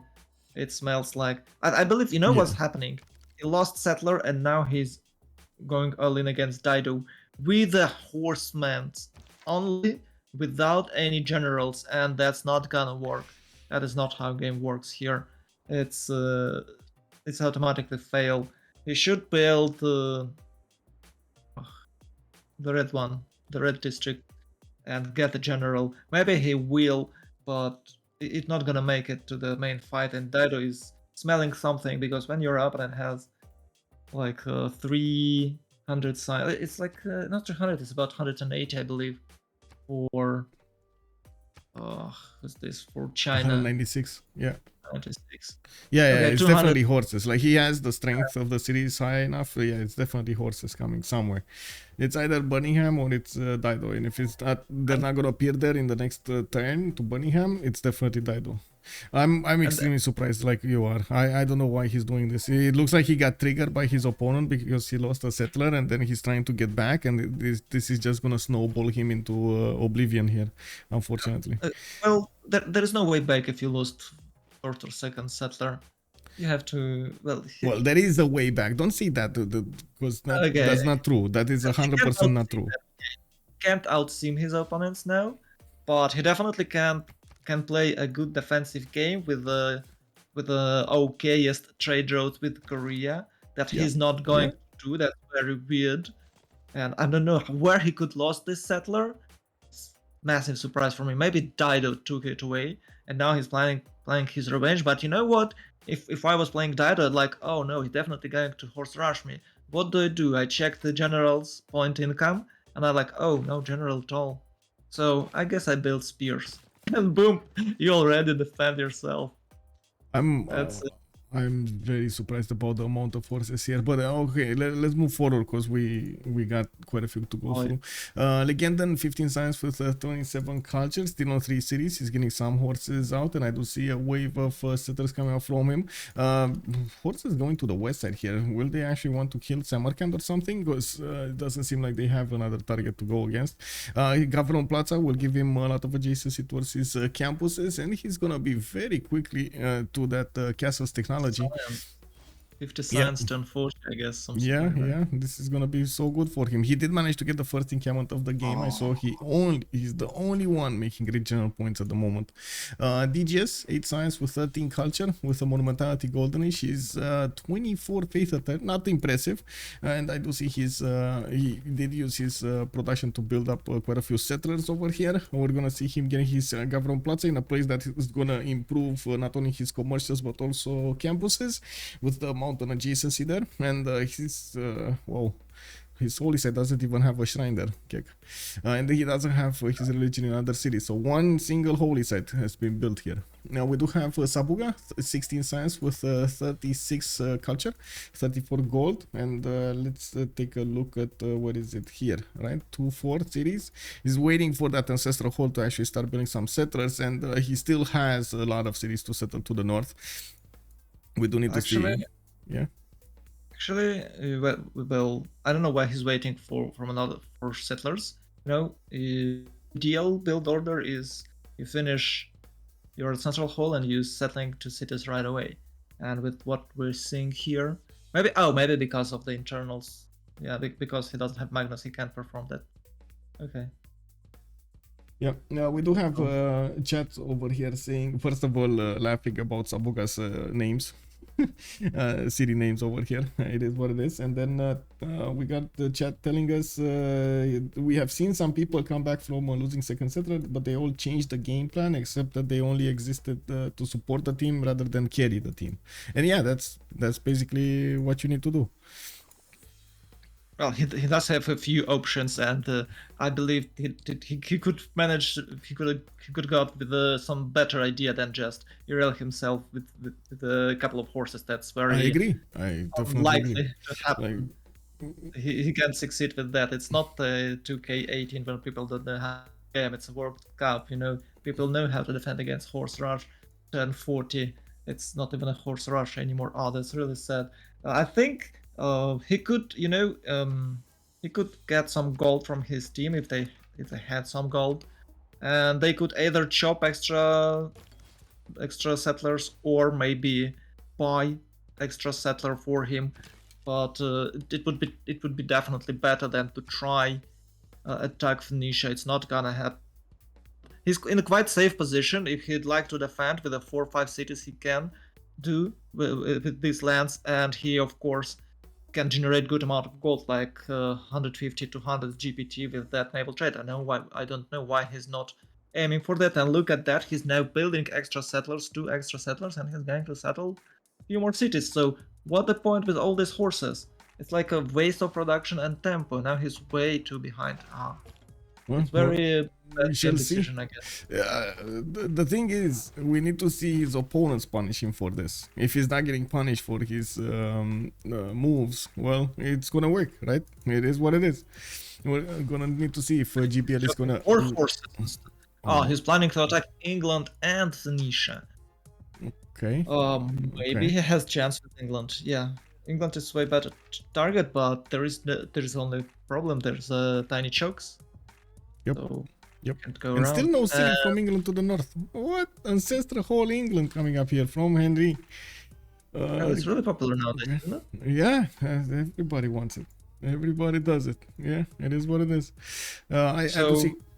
Yes. I have a fast question. What is going to happen faster? Will they bring back extra governor title for audience chamber, or they will give Phoenicia its trade route back? It's a long-term question. I don't think anybody wants to touch Phoenicia, to be honest. I agree with you. They should actually get that trader back, but I think it's more likely that audience chamber is gonna get his government title. Okay. Yeah. Because nowadays everyone is playing like more popular, and I think it's more popular building than Audience Chamber. Ancestral Hall is more popular than Audience Chamber. Ancestral Hall somehow. Well, then asking me We're to about to host have a real Wi-Fi. lobby. Oh. Yeah. We do have Henri over here getting his fertility rights working for him, getting those settlers going. He did finish his ancestral hall, and I gotta say he's on 16 science with 26 culture, 40 gold a turn. Him and Sabuga and DJs are making a decent amount of gold per turn here. I also see DJs did start up on his Stonehenge, put it from the city of Krakow to the northwest, and started up on his commercials. Legenden is asking if we should relobby next time to fix the things. Oh, Waldo Strong coming around from Milentovich. Finally, he's getting a settler to the north, and I'm a bit surprised he didn't actually go for another settler over here to the south. I think not a Hyena is overreacting on everything on the map. It's like, why do you need this Warlord Throne? He will need less gold spent on his maintenance, and he will need to fight Mapuche probably for the remainder of the game. I think Warlord Throne is fine actually in this place. I'm more concerned about the lack of cities rather than the Warlord Throne though. Yeah. But I do understand he's kind of torn. He doesn't have a lot of production, so he's kind of torn between choices of what is he gonna get: more settlers, an encampment, a general, shrines, more faith, or horses. You know, like there's so many things that he needs to get here and so little production to have it available. Well, that's the problem. He got extra 2 production. Okay, now it's extra 3 production from his pantheon, and instead of getting like plus 15 faith, I guess. Well, yeah, the city in the north, it's gonna give you more production though. Plus 6 more production. It is. I think it could be great. Well, it might be a good opportunity for him to play that Pan-Russian voice build order and try to wipe Mapuche out, because he could have +4 with that Spain holy side, and and maybe if he haven't missed Crusade, but everything is not going well for not Hyena right now. That's very sad. Look at that, it's 4 horsemen and 2. They don't even have gold. They don't have enough gold to upgrade those slingers. It's like what, 48 per team. It's 2 times less. It's only turn 35 and they already have 2 times less gold. But no more. It's production though. China. Gold, but the production though. Well, to be honest, now look at this. It was Suguba is playing 3D chess and he's tricking us. So he was aware that China will attack him with those horses. Yep. And he decided to rush alliances. He would have +5 against China, and China with a 10 culture will never reach that point. So he outsmarted him. It was a god hand who led him to that Bengala governor. I guess something like that happened. Give me a second so I can give them the links. Okay. Where is it? That's very weird. Isn't it? It's Saturday, right? Yes. It's not even in the prime time. It should be okay connections. Oh, what exact problem do they have? Like it's desync every turn? Yes, I don't know. He dropped 2 times and then he reconnected and he started to desync. I have no idea what the problem is. Yeah. I think we'll fix it. Okay, it's okay. It's a Civ game. It's fine. He's playing from Brazil though, so this might be an issue. Yeah. Got it. Anyway, give me a minute. Yeah, I'm gonna go to the toilet. Sure. Yeah, fine. You should have. His move. Okay. You should have a tactical bottle, you know, guys. When you're having long streams, by playing World of Warcraft raids, when you have time to a toilet, you should either buy diaper or have a tactical bottle. You can, you know, relieve yourself in the process of raiding. It's kind of jokes, but to be honest, for some people it's true. That's the funnier. That makes these jokes even funnier, because some people actually bought diapers or have that tactical bottle. I should give an advice from Michael. I believe he was playing some MMO. Maybe he's aware of that. What do you think, guys? Anyway, in my opinion, I have to warn you that Michael have another game. Will cast another game today in the evening, and he was worrying about can he made it if he joined me, or I joined him today. But you know what, guys? I believe he is able to get there if we won't have any lags. I think it's 54 GG or something. Yeah. Oh, right on time to click the button. Michael, have you ever played in the multiplayer? Oh, I just forgot the name. Like World of Warcraft. Have you ever played World of Warcraft or something like that? No, oh, wait, why is Seb Oh. saying, what is he hearing? What did you say? What conversation did you start? I told your viewers about the tactical bottle. When you're raiding like 12 hours straight, you just have no time to toilet, so you must have a tactical bottle. Yes, not the tactical bottle, man, a bucket. A straight up bucket, man. You need a bucket. Maybe. And I'm So you still can, waiting for somebody to invent the tactical chair. You know, you just have a hole underneath and you just drop it like it's hot. Well, exoskeletons, they're coming, Michael. They're coming. In a years you'll have one. With a refill bottle over there for your juice, you know, like refrigerating and so on. Oh yes. No, like in June. The tactical suit that will convert your... Exactly. What? Right? When we need to recycle everything. Yeah, sure. Can you recycle human thing? Oh god. Oh my god, no, I should shut up. Yeah, let's stop. This topic. Yes. No. Okay, so what do we have here? Audience chamber chosen by Ozymandias on Korea. I do notice he did actually start quite well over here. 24 science, 19 culture. He's probably gonna get one of the first scientists here. They're starting to pass them by, and it looks like Korea is on 3.4, Mapuche on 3 points as well. Hypatia did not get picked up yet. We do have more Sejong, and okay. Let's see the others. Phoenicia did go ancestral. Poland did go on.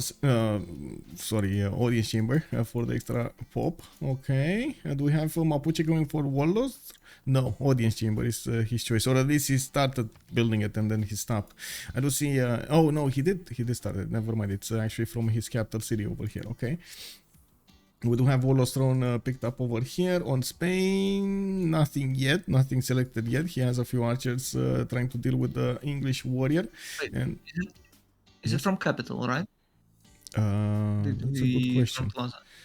Yes, it is from capital. Yes.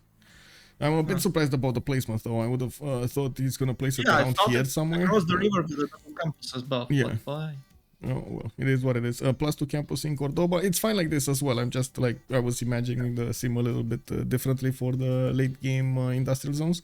But I guess you can work those late game industrial zones like this also. I have doubt about the late game, you know. We'll see. We shall notice. Yeah. We do have Ancestral Hall coming up on Henri, and quite a few settlers are coming up from his cities. He's getting a lot of them, and I'm pretty sure he's gonna go to get one swordsman, which will basically stop the attack of China. One swordsman, maybe two over here, one in the north, one in the south, and that's it. Two swordsmen, and without general, he can't push through. That's basically it. Yeah, he's going horses though. Oh, horses will require a little bit of time to get there. Oh well, we'll see. Now we do have China with no districts built at all. This is extremely surprising for me. So expensive for him right now. Well, everyone's like having one district and oh my god! Like, oh no! Whoa! Is he in a dark age? No, he's golden, but he's so far away from his capital and so close to his opponent's capital, right? It is what it is. Maybe it'll be fixed with the governor. Maybe he'll get governor. With the net culture, it's kind of hard to get governor, you know. Yeah. I know he can't push even archers without. Well, okay, nowadays he can, but can you remember like a year ago or earlier when archers got support bonus, you could defend this push with a bare archers, like 2 rows of archers, and you're fine. Yeah. And it's not a. It's so sad to see. No, a tiny mistake and you make it I mean, even that worse. wasn't tiny. Yeah. It snowballed into more and more mistakes. Honestly, and this is what happens when you get triggered in the game.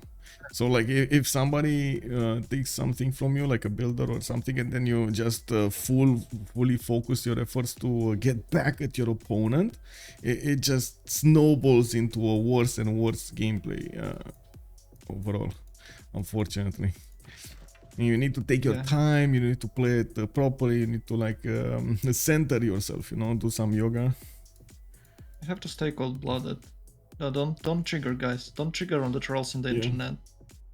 Only make it worse, and they will be happy.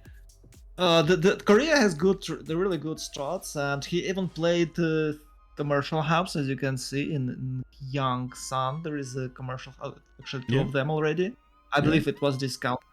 And the only problem with the Korean build here that have no naval city, coastal city yet. So maybe he'll have one. No, he does. He does on the west side. Korea has, but Kublai Gen. Yeah, maybe this one. Somewhere. Maybe this one. But honestly, that's like the worst place that he could place it. Like the best cities over here are to the north and to the south. The east one is so weak. It's okay with the long. Yeah. It's okay with the long. But you just mentioned how low his culture is. Do you think he's gonna get to a lot of how to say culture points in the next wave? I don't think so. Anyway, and not building his government plaza is denying him getting the moksha second, getting the culture, and yeah, it just snowballs after this. Anyway, I don't wanna take a look at that anymore. Let's move forward, because it feels like there's a lot of negativity there. Let's move on something like more positive. Mapuche and Basil. What's gonna happen over here? We do have Moksha coming up over here. El Pingana settling in Puel Mapu, where he did manage to get to one of these +4 campuses, and as you can see, his science numbers are quite good, 21 and 29. We do have 41 production. I gotta say, I was expecting a little bit more. He has a 5th settler being sent to the east, and oh my god, he did it again. Okay, but I think what is gonna happen that Basil might try to attack Mapuche with his unique units, but you know, Mapuche will have +5 that time, and most likely he'll have +5 till the turn 70 to 75 or something, till the 3rd age. But maybe who is that? Not Zero. Who's this? Milentovich will derail himself even harder and will go for a Dark Age, so he would have Twilight Valor. I guess it's available. Yeah. Maybe with Kira.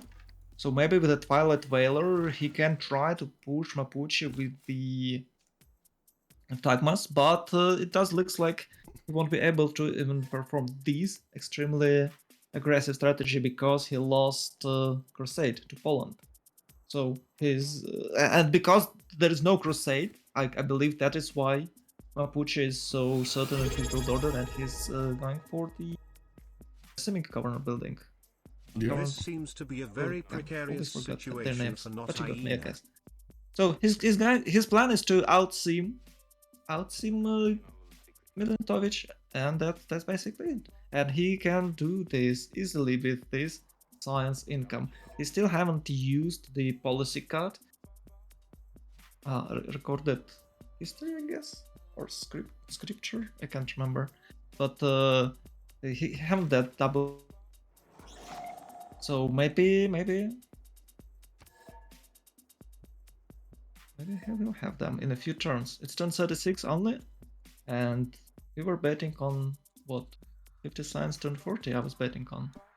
I believe he'll have this, and without any campuses, no campuses for Milentovich yet. But okay, maybe he'll get more culture, but no culture from him.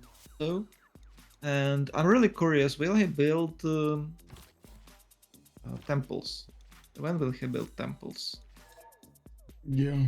I'm thinking right now about what you said, and I was thinking maybe Mapuche is not gonna get his second golden. He might go dark as well. Oh, okay, that might be interesting thing to play. He would get third golden, where the spine will be also or something. Oh, I don't know. It's some sort of mind games that I'm not good at it.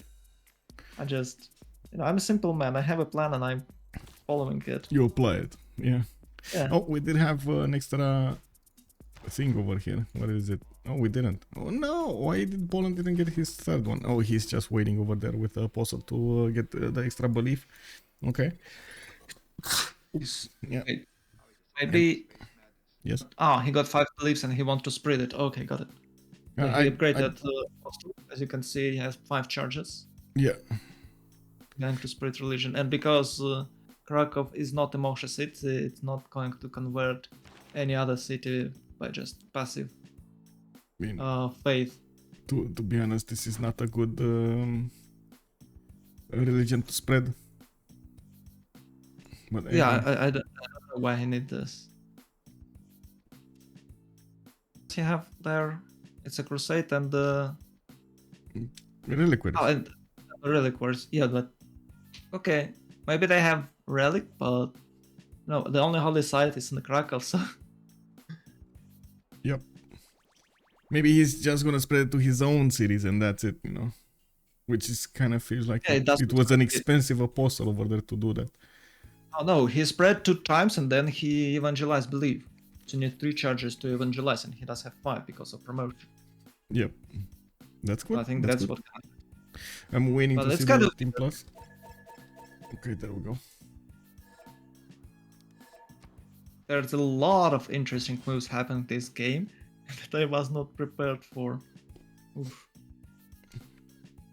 I do have to say we see Hanging Gardens coming up in Krakow. He's putting up multiple commercials over here. We got Legenden going for Samarkand to the west side. So yeah, it looks like he's gonna take a city-state after all. That's the only city-state that he can actually take in his adjacency. We do have China going against Phoenicia with these horses, and it looks like he's gonna try to do some damage over here against his opponent a bit late in the game. I do have to point out Long Sea is probably not going to flip. He's going to get the next population and he's going to have a monument there, so it's going to stabilize. Big question what's going to happen here. We do have already Henri with a horse and he's going to be fine. He's going to plug the choke and it's fine. Warrior. That's what I'm curious about. Okay, can you mouse over with the horse so that we can see the strength difference? I think that warrior can even hold that horses for a quite long time. Nah, no, 2 hits and he dies. Okay. Yeah, only in Rainforest Hills, or I should say Forest Hills, warriors can actually hold. In other locations, they can't. Yeah, I thought maybe there is at least heal over there, but no heals. No, nothing. We do have Henri with a quadrim here, able to do some shots that they're going to get returned on. And we do see finally the Chinese settlers are starting to get over here. He's trying to put it a little bit further away from the coast, so he's not going to incur the wrath of England here. Thank you so much, Manjack, by the way. Also, Jam the Window, is it a settler snatch? I think, actually, we think China lost a settler. Like, he was at some point, like, behind, and he didn't have 3 cities when everybody did have, like, 3 or 4 cities. And we think one of his settlers got taken away. And this is gonna be a topic for discussion probably for the next part of the game as well. Although I don't really want to hammer this out, but yeah, we gotta say it out right. China put a city very far away, spent so much time to actually get that city over there, lost a lot of tempo, and not only that he lost the settler, then he lost the tempo with this. Now he then built a lot of horses, which we're gonna need to see if there's gonna be any good return from them. So it is up in the air over here how Suvorov is gonna get back to relevancy in the game. That's something that you really need to judge every game if you're gonna derail yourself like this. Like, okay, sure, you got a setback, but do you want to go like full in on that setback, or you can try to catch back up? Anyway, Harbor's coming up over here. Madrid did choose to go Ancestral Hall. He does have religious settlements and he could settle the north quite nicely. In city-states, we didn't talk about city-states. What do we have? Zanzibar, Samarkand, Mogadishu, and Hanza. Coming up for the commercial bonuses. Kumasi, the only one for culture. We do have La Venta, Vatican City, and Nazca coming up for the religious bonuses. This is going to be very nice for Poland. We're gonna need to see what if he is actually gonna try to max out that culture, faith. Oh, he's going for Well, he's not. Coliseum. He's not actually. He's going for Coliseum. Yeah, he's. It's not even the Magnus City. Man. You build Coliseum where you can chop, not where Magnus is. I do have to mention this is not the usual Poland opening that we're used to seeing. This is a little bit different than the normal meta on Poland. And I guess we're going to need to see if he's going to get what he needs at the correct moment in time. Now, gold looks like it's preferred. We do have a lot of trade routes. We're probably going to see also him going for culture, I think. He might be designated culture generator yeah, over here. It was quite popular thing to rush Coliseum with Poland because you can have free chopsters, like free builders with the monumentality, and you can chop it. But after getting like 50, 60, 70 culture early in the game, with that move, and you rush and get hussars. But does he have any enemies around him? I believe he's not. It looks like he's surrounded by allies. Yep. So maybe Coliseum is not the greatest thing. He's doing great with the commercial house because he can be a good trading partner for both of his allies. But I don't know. It's why he can go culture. He can go culture victory here. Yeah, he's safe from everybody. Well, maybe they're trying. He'll go culture because there is no specific cultured civs now, and there is no rush for writers. So he's kind of okay with that, and with the externals he'll have, or maybe Magnus internals. I don't know. I've seen Magnus. Maybe it hasn't promoted that. It does have that promotion. So he'll build that Turtle Squares as a second or third districts eventually. I don't know. But they do need gold, and what he's doing is kind of okay for the team. He's playing partially support role, and it's good one. It's awesome actually, because Poland is really good, and as a training partner with the Sukonnica, that gives you extra production than externals, right? Isn't it? Yeah. I believe it is. We're gonna have a sub, and Or it's is it Hannibal. Oh, okay. I don't know who this is. It's a member from Gold by Library. KC member, I believe, also on CPL. Okay. And he needs a few minutes to actually take the bet off. So I guess, we got time to actually stretch our legs and come back in a few minutes. Oh, okay. So let's do this. Yeah. While that's happening, I believe I can fix mic. Where is it? This. Ah.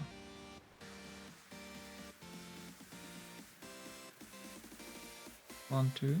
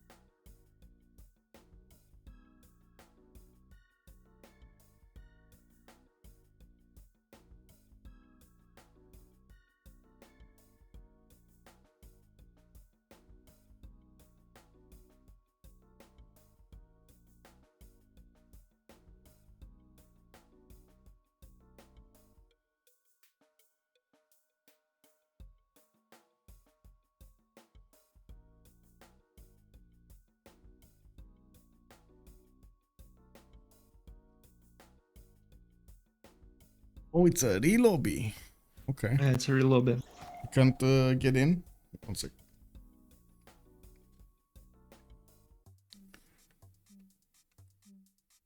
Oh, I believe they're not that fast. Let's see.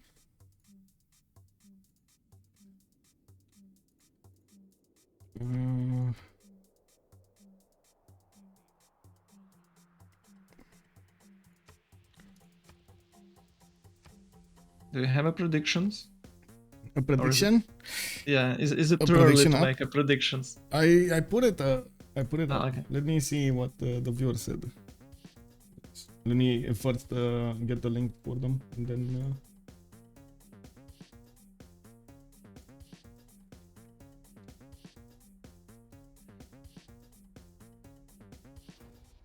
okay, there we go. Is it too late to vote? I believe it is. Yes, it is too late. Oh my god. Oh, I think this is only one-sided, man. Gold by library 97%, 90,000 points got put into this, and somebody is trying to win big. Actually, somebody. There are like 6 voters that actually put a few points on not Hyena. Maybe they can win big. I see how it is. They're going for the long chance over here. Okay, okay. Yeah, they can. They definitely can win that points, but maybe in the next game, you know. Yeah. I have really low. It's like 96%. It's a 4% that the not Hyena win. Yeah. Okay. It's okay. like yeah. I think I have the same vibes with that. So I don't really believe I'm not Hyena right now. It's really hard for Kublai to do something. Maybe, of course, maybe. No one will care of him, and he eventually builds cities, will have good amount of loot generate, good amount of gold with Korea. I hope for that, and maybe Basil can push Mapuche there somehow. I still do have some hopes in that. But if Basil can't push, and nothing will change here, nothing will change the tides. Eventually GPL needs will win. to nail the timing on that one, on that push over there. There's like so many things that need to happen for him to get that push going. General, something to give him extra bonuses, like you said, Dark Age, for example, to get the extra +5. Get the taxes straight from his ally. Get everything he can on those units, so he can push, and a lot of them. He needs a lot of units. I do have to say, one viewer did ask us if he can join on the commentary. I have no issue with that. He's been with us before, but he's afraid. He's afraid that the game will end too quickly. Well, I shouldn't be afraid. The game will end too quickly. Kick. No fear. Okay. No I'm fear. just joking. Come on, guys. I do believe in that push against Mapuche. I do believe that if I don't know, it's my only hope, you know. Yeah, Basil, you're my only hope. We'll see how this ends. Maybe even Spain can out-sim everyone. He does have really good lands. Maybe he can just, build like 15 cities of gold and dominate them out with the GDRs in the 11 hours. Huh? Yeah, Spain and Sejong actually have good positions over there, both of them. That's a good question if they can actually pull this off. And of course, if their allies are just derailing into their opponents, as you see, well, Kublai Khan China is trying to derail into both England and Dido at the same time, the 2 gold generators. He's not really doing that much damage though.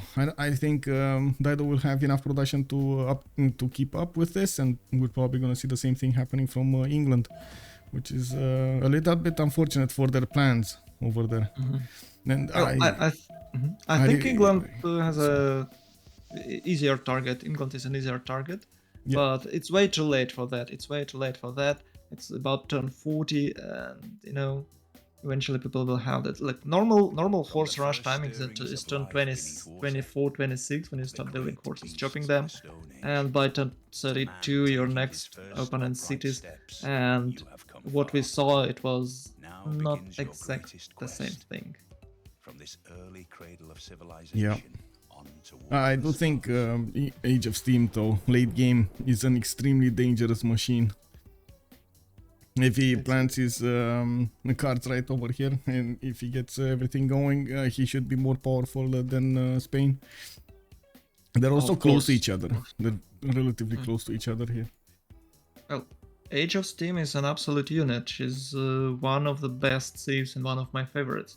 I really like the Age of Empires, but Age of Steam is doing the same but better. Like 30% better, you know? Yeah. Well, let's see. Zero still needs to build his ancestral hall and get those going. Looks like he's also getting his holy site prayer projects, so he can get a religion for his opponent to convert. And by the looks of it, we got encampment training projects coming from Milentovich with Warlord's Throne. Now, one thing that I did notice on Poland over here, but I didn't mention, if he's not going to get a lot of faith generation per turn, and he's not, he actually, he has 27 faith a turn over here, is barely getting him through the first monumentality. Now, he's going to have an issue getting those units up with Grandmaster Chapel.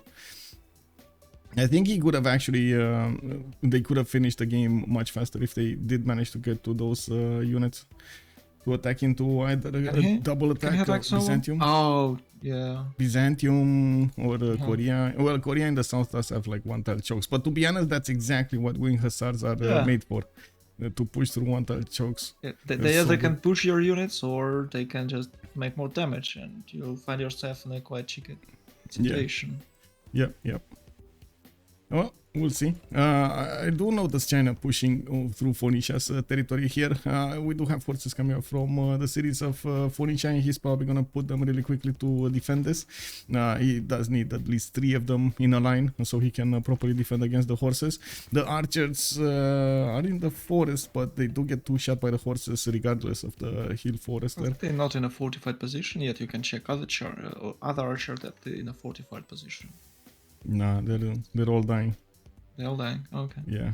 Yeah, but there will be a few horses, and if the okay, he's doing that. Oh, well, that's fine. Yeah, we did have a sub over here. Hannibal did join instead of Sabuga because Sabuga had problems with his internet or something. He was dropping every turn or every other turn, and now we do see.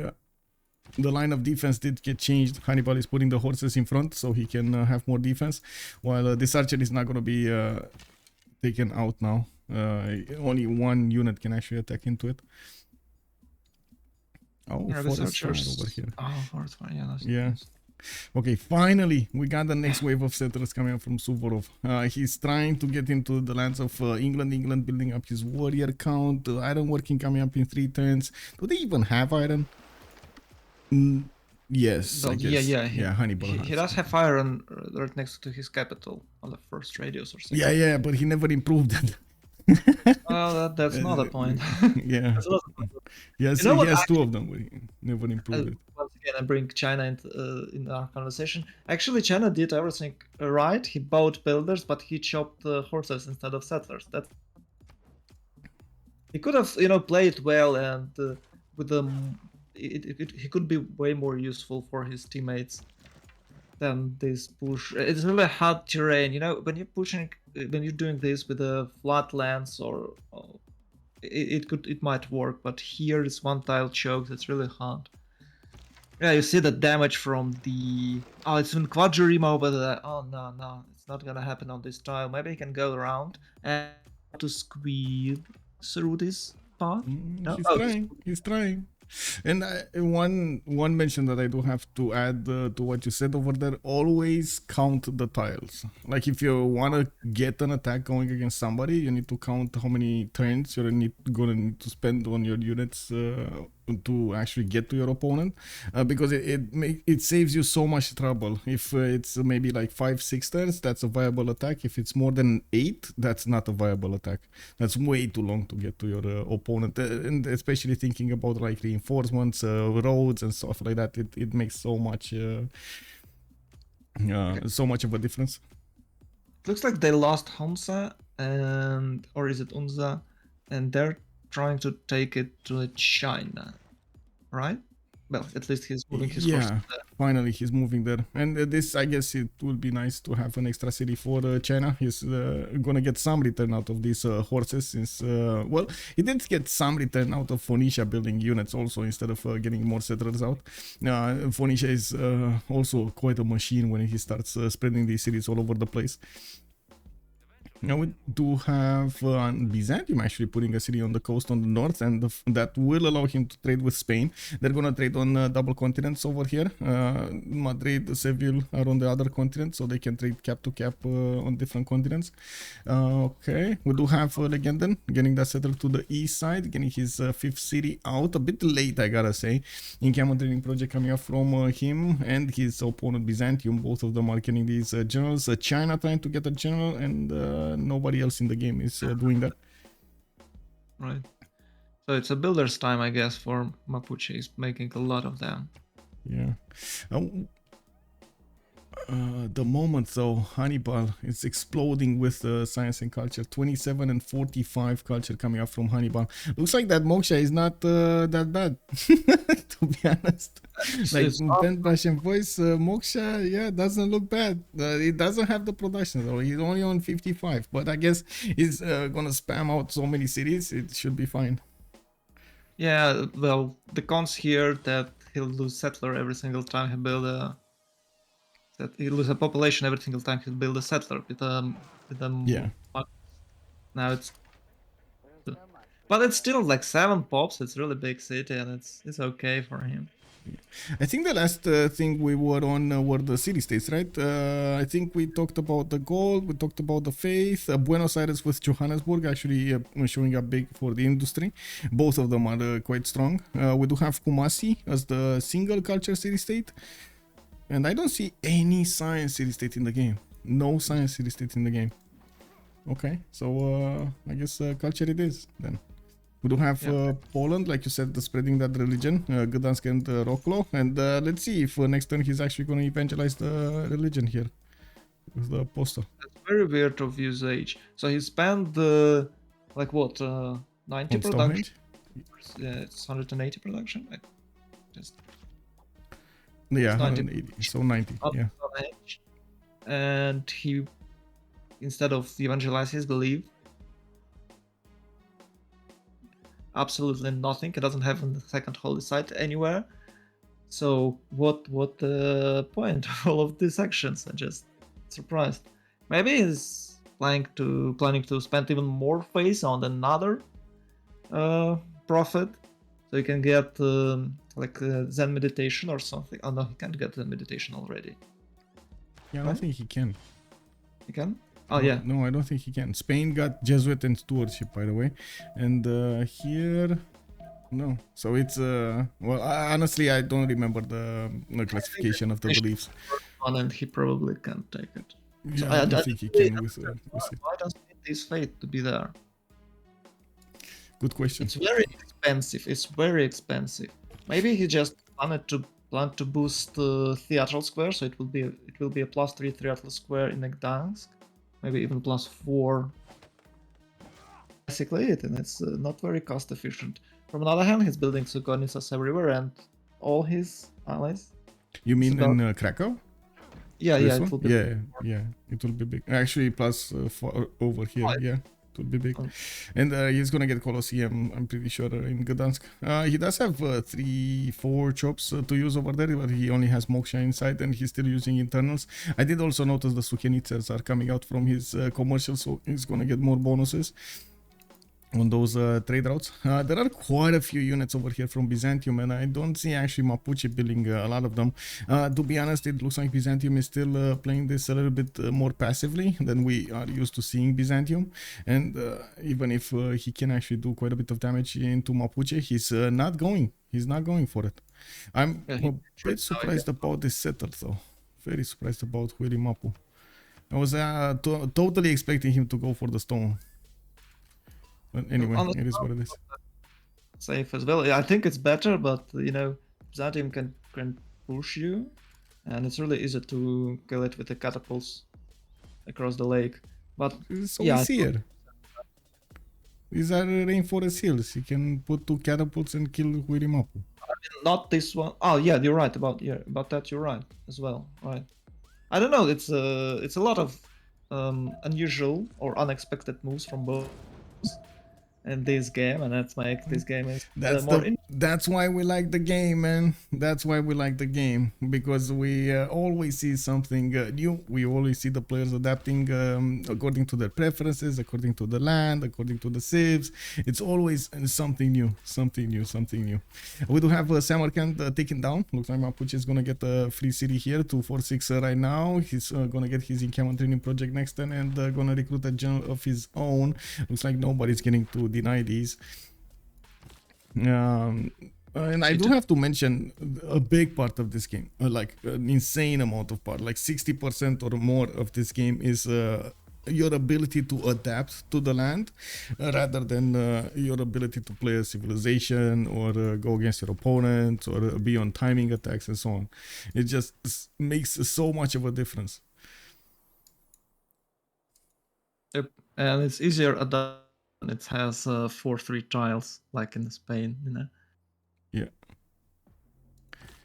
Okay. Yeah, it's 5 cities for Spain only. I thought it like have 7. He already has 7, but no, it's only 5. He's about to hit Levant. Why? It's good for base. That's a free city. Yeah, but Basil had like 3 holy sites with the shrines in there, and like having few envoys in Levant would benefit him hardly, but yeah, well, it's always a city. They're just killing them. They're killing them. Yeah, it's a city. It is what it is. They're taking it down. Well, I've actually talked so much about this. I kind of got tired of saying, why are you killing the city-states, man?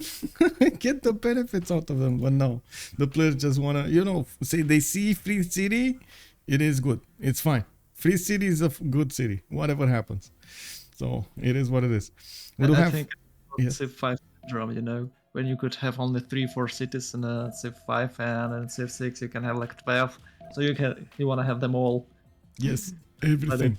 Get everything. It's really cool balance. I really like maybe it's a bit too late to talk about it, but I really like how the game balancing itself without any penalties. So you can of course build 24 cities, but it's not very efficient, So eventually player sticks like with 8 to 12 cities in general.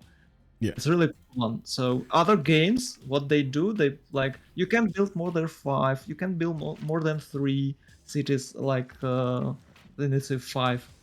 But this one is way better, and it's its own rules, keeping you from just spamming cities unstoppably. Yeah. It's really cool. It's really cool game balance and design. I really enjoyed it. I am amazed. I am amazed about what Hansa did to China over here. Oh, it's not his day. It's not his. It's definitely not his day. Oh my god. It built walls with 22 strength, and now all of these horses are gonna need to spend a lot of health to actually get that back.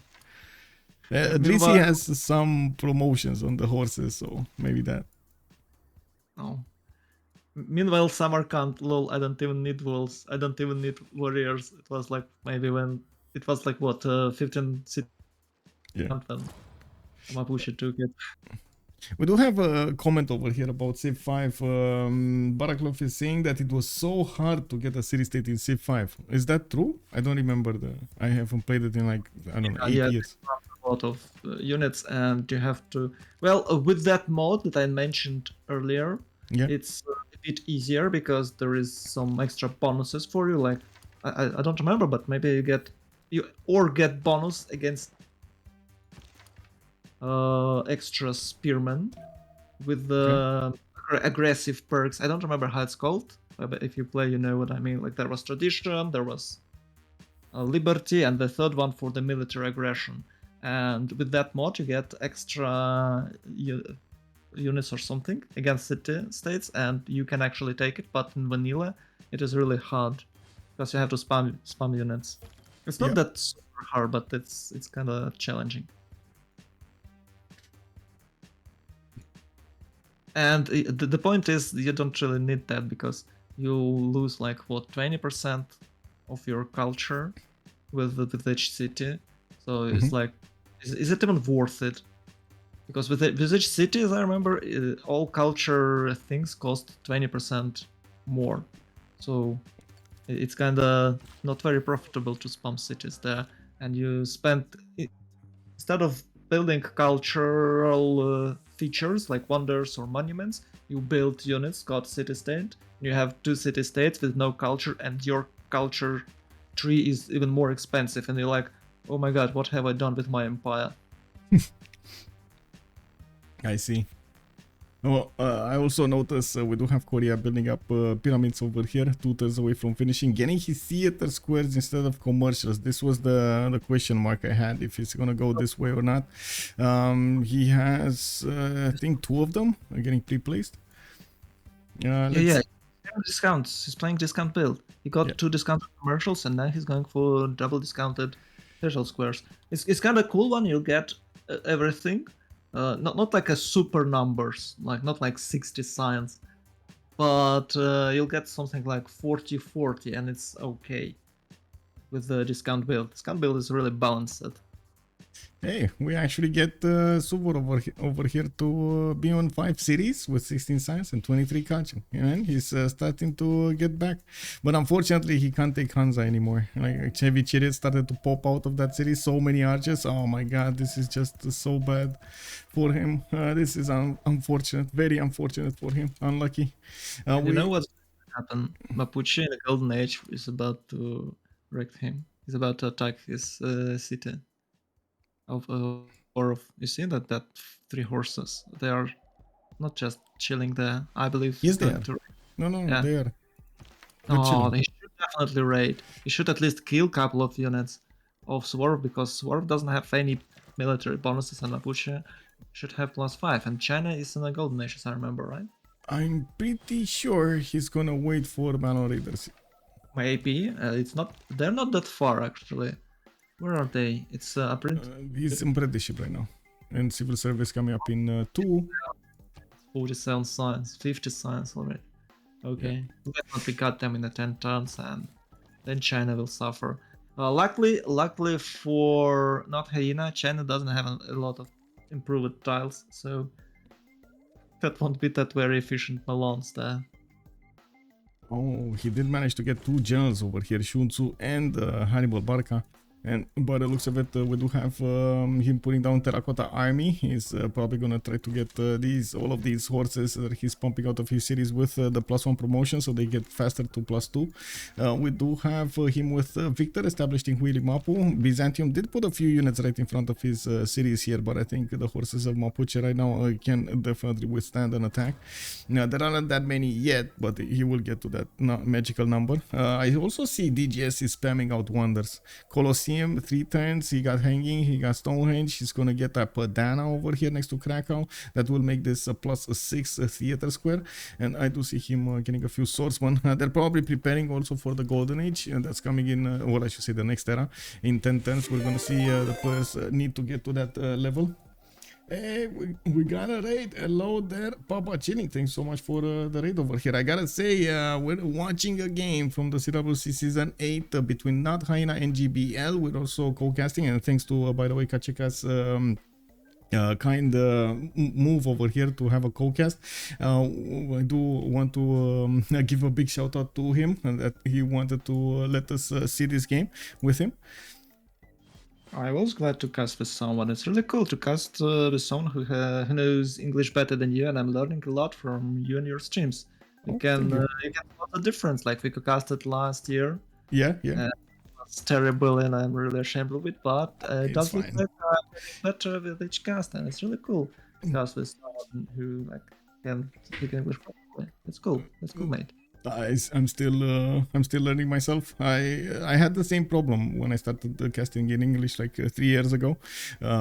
Just the fact that I was forced to string together phrases, like first of all sentences, and then phrases. It just was a bit challenging. But yeah, you learn by doing. You keep on doing, and you learn from your mistakes. Well, hope in 3 years I can talk as good as you, Michael. You're a really good one. Yeah, thank you. You're improving. You're improving. You have a very thick accent, I guess. I gotta say. I don't know if my accent is that thick, but oh man, oh man. Oh. It's not bad. Don't get me wrong. It's not bad. It's your thing. It's just it's easily recognizable. I'm trying my best. They told me I sound like Australian. Yeah, it's fine. Man, I can't tell apart, by the way, Damodar from a flying toilet. This is so weird for me. Like, if they both talk in the same chat, I have problems telling them apart. Oh. Well, the thing when people are talking is that you can understand their words. So, if you can, that's good. Anyway, let's back to the game. Yep, no, Raventa did die very quickly by Zero. Much more efficient attack over here against that city center. Now, it's much better to actually hit it fast and hit it good with a lot of strength than sending a few units one at a time and declaring war. We do not have these Mapuche units yet moving. And looking at the tech side over here, we do have castles coming up in 4. So this is the... This is the moment. GG or what? Sorry? Till the GG. Yes. What? I guess. You think Castles is gonna be the GG moment? I don't know. Not Castles itself, but Malans. You know, Malans in the Chinatown. There are 3 rebuilds next to the China cities. So. Well, we'll see. If they do manage to hit Suvorov and break him, yeah, that's gonna be very tough for him to handle. The singlet doesn't have the red coat though, and I don't see him actually getting a lot of units. I think he's more interested in just spamming out cities rather than anything else. He's already on 2, 4, 6, 8, and I do see a 9th also coming out somewhere in the southwest. He can put more cities in the north as well. Doesn't actually need to care about Spain that much. Even with religious settlements, I gotta say, this is something that is really frustrating to me to see when somebody picks up religious settlements and doesn't get to use it. And I know there are some opinions that yes, you still get like extra tiles with every city, and yes, you do get more production towards your settlers, which make them faster. But if you're not spamming them, like if you're not actually getting 9, 10, 12 cities very quickly, why would you go religious settlements? Oh, come on, it's awesome. It also gives you more tiles. It's plus 50% to city grow. Cities breed. Yeah. It's like extra gold, Yeah, I totally get what you mean, but it's like the main focus of it is that ability to spam out settlers rather than the others. Like you're focusing on the secondary effects and not the primary effect. For me, primary effect is gold. Good. Okay. Yeah, well, we do need to see the missionaries of Spain. Looks like he's actually starting to spread his religion, and I gotta say I do like his idea of going Jesuit and stewardship, even though he's he's actually gonna generate a decent amount of is he? Oh, with his trade routes, he's generating a decent amount of faith, so he can actually use that Jesuit to buy out stuff. In his campuses. He's gonna get more science, more culture. At the moment, he's not really keeping up with Henri and Legenden, but he's there. 33 science, 36 culture, pen, brush, and boys. It's the city count that makes a difference here, because later on, when Age of Steam is gonna get his industrial zones going, that's gonna there we go, we just see the first one pop down. This is gonna go totally different over here. This whole dynamic of having so many cities with industrial zones is gonna explode. Age of Steam is awesome. I'm in love with her. Yes, it's so perfectly, it's a perfect Civ, Yeah, Papa chillin'. This is the best Torres del Paine that we have seen in a very long time. Yeah, it's an amazing. I'm not like really happy how he played it with the whole set opening. It could be. I think it could benefit him more with the campus opening, like double campus discount, blah blah blah.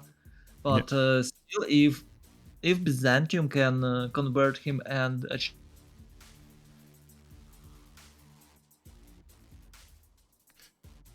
absolute giga chat here. It's the best tourist ever. I've never seen this good. Eventually, it's like 4-0. Oh, look at this. Byzantium and Korea did set up cities on the coast. They will get to trade at some point. I do see commercials coming out from Nicomedia. He got to 2, 4, 6, 7 cities. So Byzantium definitely not giving up on this. Milentovich is trying to get back in the game here for his teammates. Ozymandias also 45 science with 50 culture, 101 production. We do have him with 35 gold a turn. And on the well, I do mention the gold per turn because on the other side these numbers are insane.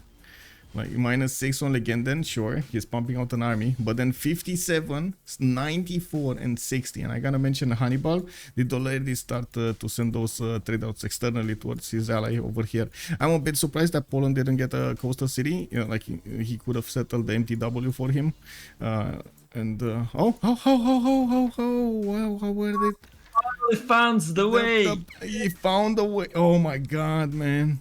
Suvorov got in. He's gonna get the... He got his revenge. This is the revenge of the Suvorov. This is it, man. It sounds like a comic book movie. Revenge. I know, right? The revenge of the Suvorov. This is it. This is happening. Well, okay. Finally, he got in. My game, I pillage your mine. Now we're even. I can go back home. Yeah. Like that. Unfortunately, you can't pillage tiles with the regular units. I don't think he's actually gonna take cities though. That's a question for my chat. It doesn't look like Carthage is. Yeah, it's strong. It's fine. Might try, but probably not. By the way, are you using push to talk or are you using voice activation? I'll start using push to talk. Can you like switch to the other one? Because oh my god, you like sometimes you have your high volume, sometimes you have very low volume, and it's like up and down, up and down. I think something got changed. Maybe I got Windows update or something because my mic didn't work at the beginning of the stream. If you noticed that, okay. Yeah, and maybe settings wrong, and okay. I don't know what to do right now. I don't know what to do right now, and I have to fix it later. Maybe I can switch back. Yeah, it was okay. Just turn it off. Yeah, it was fine. Just turn it off. Like switch to voice activation. It's fine. Okay, I'll go back. Yes. Just don't. I don't know. Make weird noises. You know, bodily noises over here. Yeah. It's fine. It's fine. I'm trying to not make good noises. Yeah. It's just it happens sometimes. Like I'm drinking. Yeah. Sometimes. Hey, look at that. We actually have somebody like a specialist in the Civ5 scene over here. Frank the Tank. Good evening, sir. Frank the Tank is actually playing, if you can imagine, very competitive games in Civ5. And I watched a bit of his stream earlier. Well, to be honest, I can't really make sense of a lot of it because it's quite different than Civ6. But he was playing over there on a naval map on Civ5. And did you know, Kachaka, did you know? They actually have Saturdays and Sundays competitions going on in Civ5. Well, I was aware that there is some tournaments, but I didn't know that they do them every weekend. Yeah, they're doing it. And Frank the Tank is one. Like, if you want to watch some Civ5 content, there you go. Frank the Tank is the man. Your stream right now? Yeah. Does he know Sirius? Let me give you a... That's a good question, actually. Frank, do you know Sirius? Good evening, sir. Because I know that Sirius is the big guy here. Okay. Origin. Is Sirius a good player or not? He's a big guy because you know the guy. Okay, that's the question. Is he actually high over there? Man, I did talk at some point with somebody. I don't want to mention the name or something, but I was at a party with my friends, and they were asking me what I do, and I told them what I do, like game commenting for like Civ6, and then I'm in the multiplayer community. And to be honest, like CPL is like CPL, CFR are kind of the biggest ones, and you can't really count any other like smaller regions, you know, like smaller ones. And somebody told me, oh, I know somebody that he's really good at the game. He played this for like 10 years, like from the beginning, from the start over here. And he's do you know this name?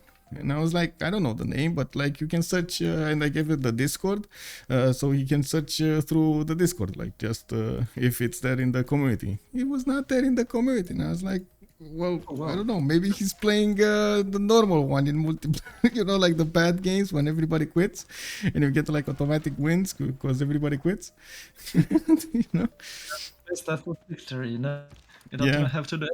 Exactly, but how can you explain? You can't explain that to somebody, right? It's like there's anyway, there's way too many details that you would need to get through.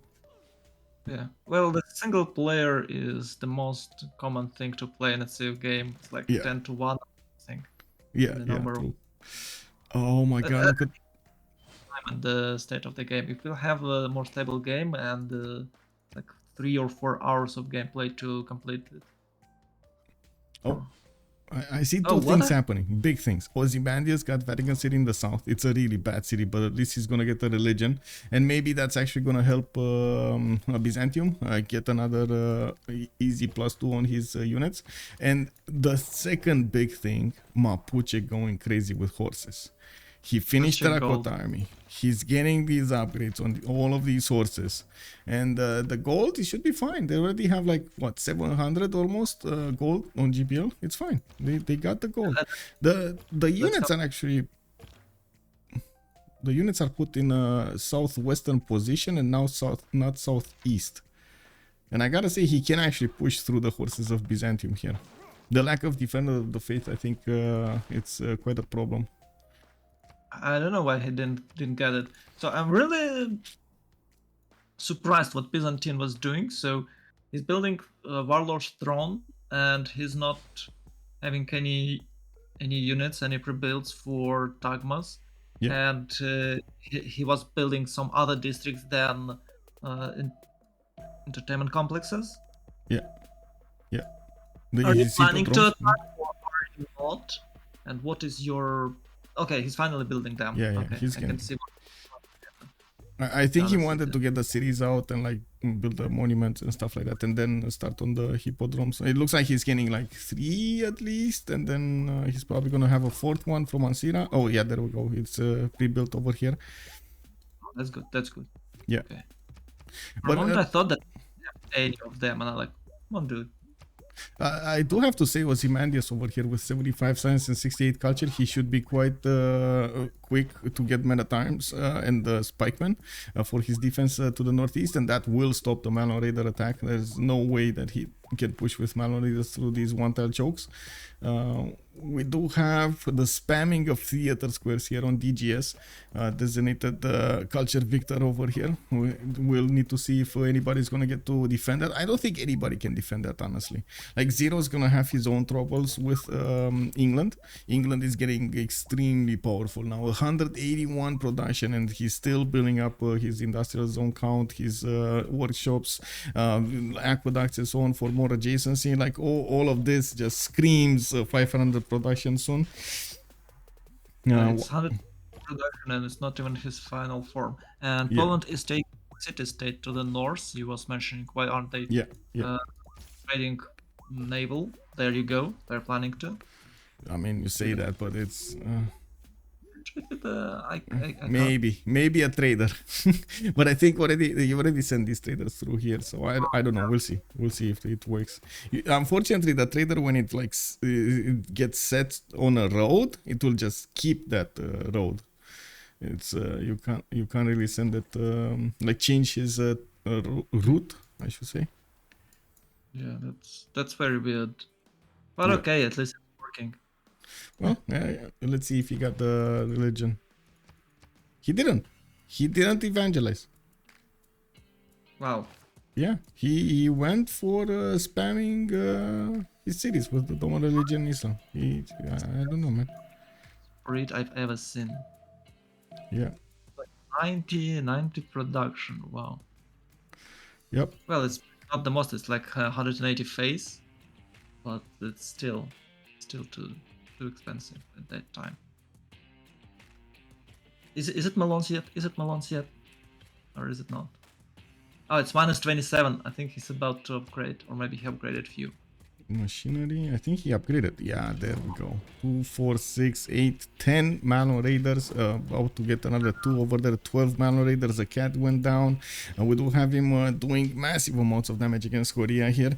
And of course, I do have to point out Korea did manage to get his units pre-built in Gangneung, and he has 2 turns. Only 2 turns to actually upgrade those until those Malon Raiders hit him.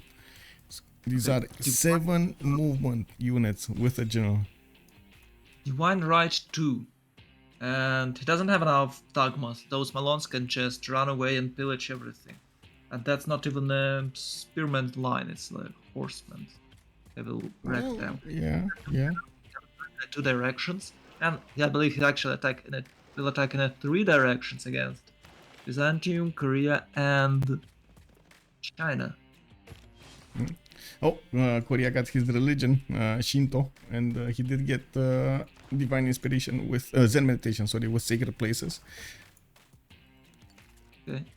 What about those Malons next to the China? Oh my god, wait, sacred places could have actually been taken by Poland. Right? Yeah, because it's different. Yeah, he railed himself hardly to deny crusade. Not very popular. Yeah. What are yeah, but I mean on the third one, I mean he had the apostle, he could have taken it. Yes. And with his spamming of wonders everywhere, that would have made a little bit more sense. He can passively spread his, like, okay, now whenever you're gonna get like at least 2 cities converted to a religion, the passive spread is gonna help you to get to the next ones, especially with moksha. Like, you just spread much faster like wildfire instead of 1 city. 1 city spreading the religion, it's basically nothing. It's gonna take forever. 2 cities, extremely fast. Now he could have definitely just converted the Roklo and the Gdansk and then evangelized like Ketchika was suggesting here. I think that was the correct move. Holy City has 8 spirit per turn, and all other cities have 2, and Moksha is double, so you have 16. If your Holy City is the city with Moksha, it's 16. That is why it's so fast. Yeah. I think you can bridge through these guys. Oh, Ozymandias still not on time. Military tactics coming up in 2 turns, divine right in 1. Looks like Ozymandias is even bringing the galleys to support this attack. It's not happening. These spearmen are dying. Getting 2 shot by the Malon Raiders.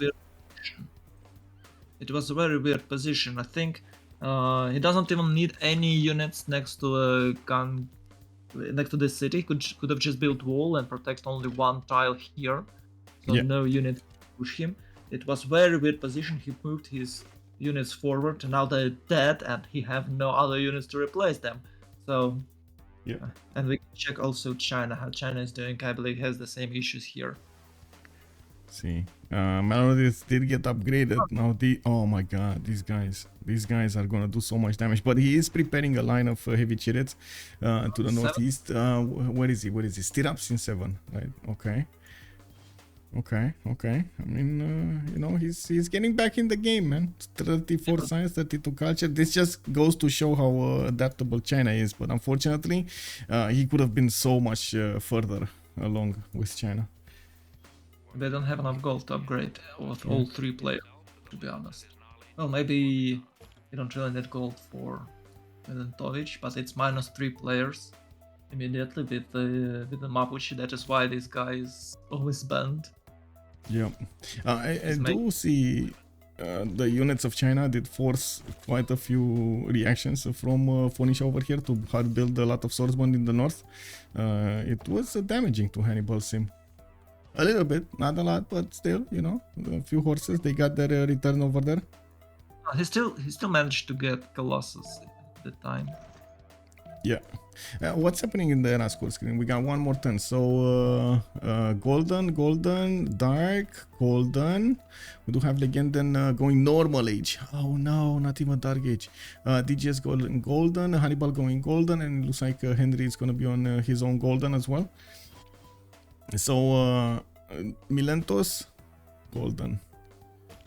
Oh no, these Mapuche units are getting through. Tagmas are in. Do they have the money? That's the question. They don't have a 1060 lot of money.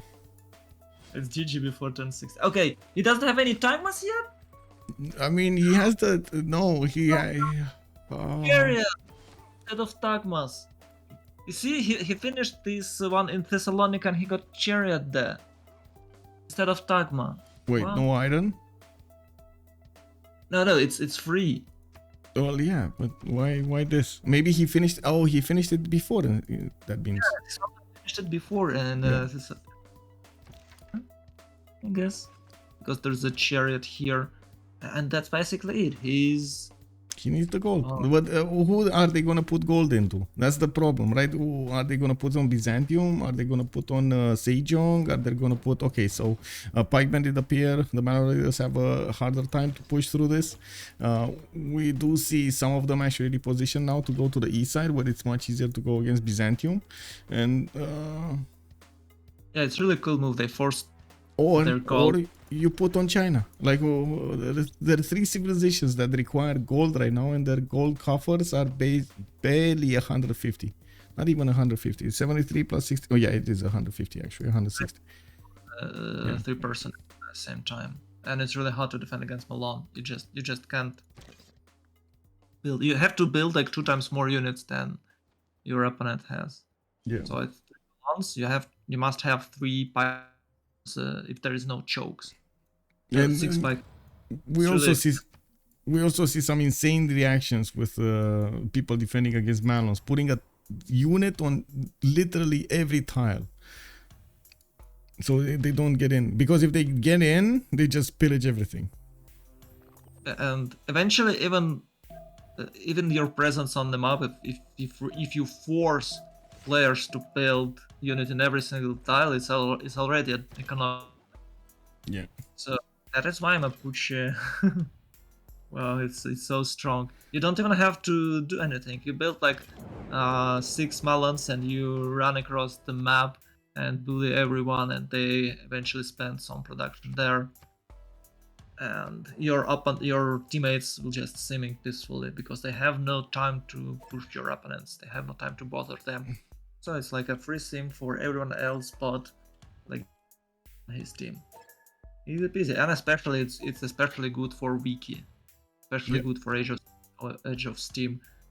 She should have like what 200 plus production already after she finishes. How they called workshops? Yeah. I was surprised that Poland was controlling one of the brown city states. If Henri can control both of them and build Kilba, which is probably not that hard for him to do, he'll have like 350 by 1065 or something with a Kilba bonus. It's an extremely strong one. I hope he'll do so to show his dominance. Actually, those melons are quite damaged and they're not able to heal themselves because there is no farms. Haha. Well, just keep on hitting. You know. Keep on hitting. Keep on hitting and building. That's the secret. What can I say? He has new ones coming up from the west side, level 2s. So it looks like he's looking for the breach in the defenses, and he's gonna get the breach in the defenses. Mapuche gonna probably hit Thessalonica, and then gonna keep on moving to the east. The first time is on the field here, coming way far from the south. It's gonna take a long time to get to the front line. And I did notice in the Congress screen we did have something for districts. I'm actually curious if they're gonna go for harbors. If they go for harbors, this is insane. It's either harbors or industrial zones.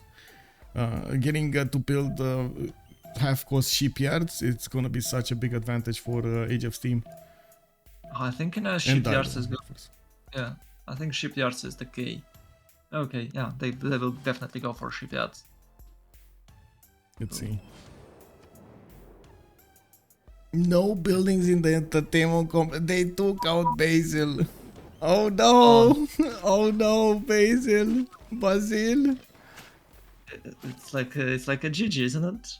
Yeah. You can't have like what 120 production against already rebuilt Malons. Oh, it's loyalty loss. Look at this. It's -30 loyalty everywhere. Yeah, of Like course. this is There's a lot of juicy, squishy units that can be one-shotted. Maybe, have you ever seen that City lost with the loyalty because of Malons? I've never experienced that. No. You need a lot of units taken down to actually see that happening. The remap removed Korea's chances to sim, and thereby reduced Hyena's win chances. Well, they would have had a remap anyway, but I don't think they should have remapped in the previous map. As in, I don't think that Hyena was needing to remap that. Sure, I get it why GBL remapped, especially with Basil next to England, but that's it. That's the extent of the damage then. For me to that both teams remap, but you know what? It is the problem of remap token. If you have like okay lands, you always want to game build for a better land. No, you shouldn't. I mean, I know what you're saying, but you shouldn't. Like that's if you have okay land, you should keep it. You know. Oh, look at that! Will they destroy like pre-builds or maybe they? Yeah, definitely. But they don't one-shot them. And Ozymandias, Suvorov has a little bit of time to get to his machinery and divine right. Now let's take a look at the golden ages here. So Basil, Penbrush and Voice this time. Ozymandias, Penbrush and Voice. He has good stats. 83, 80. It's not bad.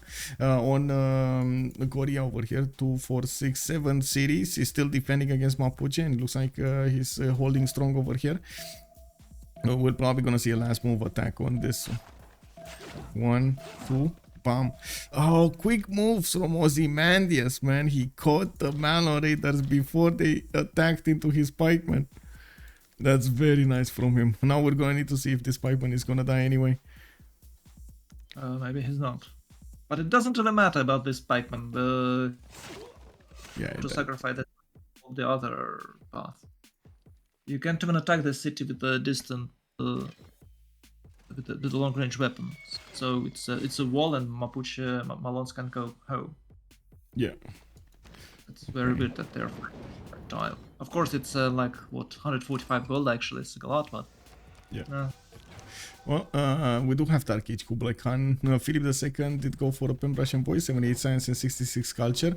We don't have anybody from Hyena yet over 100 science, while on the other side, Legenden Normal Age, we do have DGS Penbrush and Voice, 31 science, but 116 culture. And I do believe he's starting to get that tourism going, 42 tourism a turn at the moment.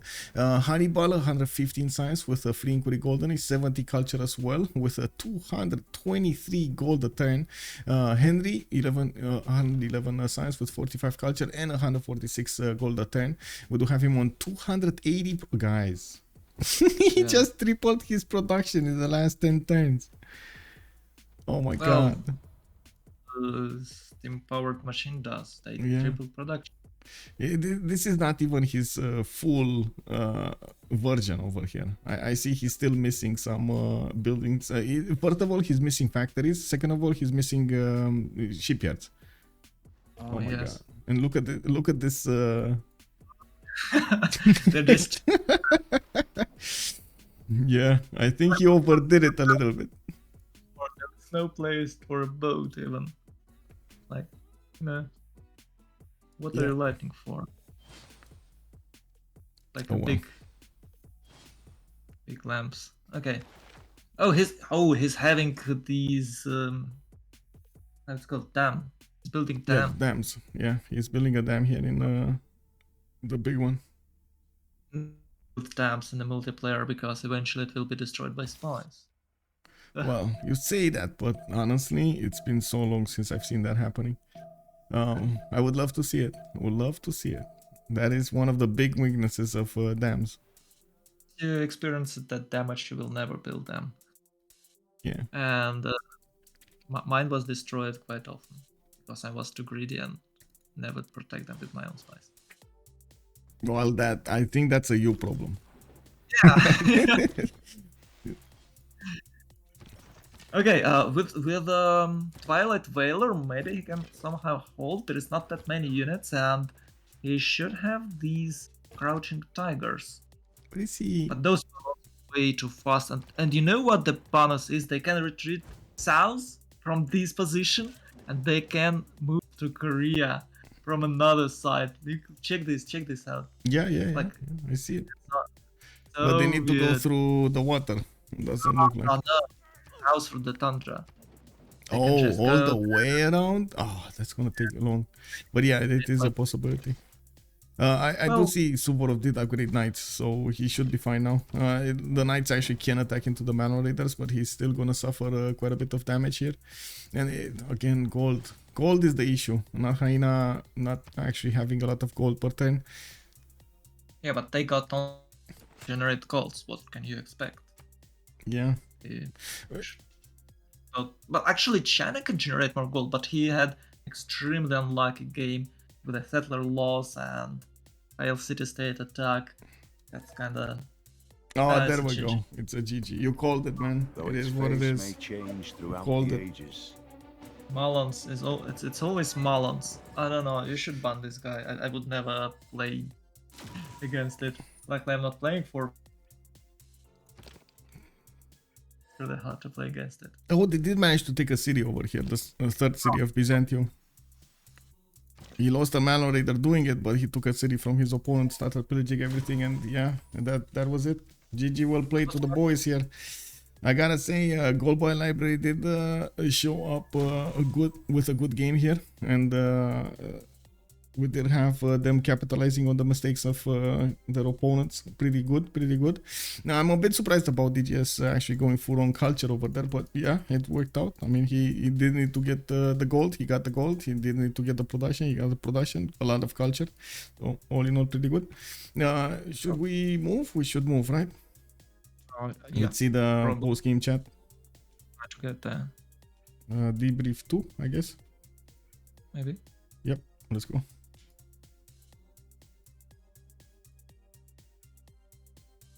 Let me actually double check if they actually have access to this channel. I hope they do, but yeah, they do. Okay. I can see it. I'm gonna fix this right now, guys. Yeah, GG guys. Oh, GG, well played.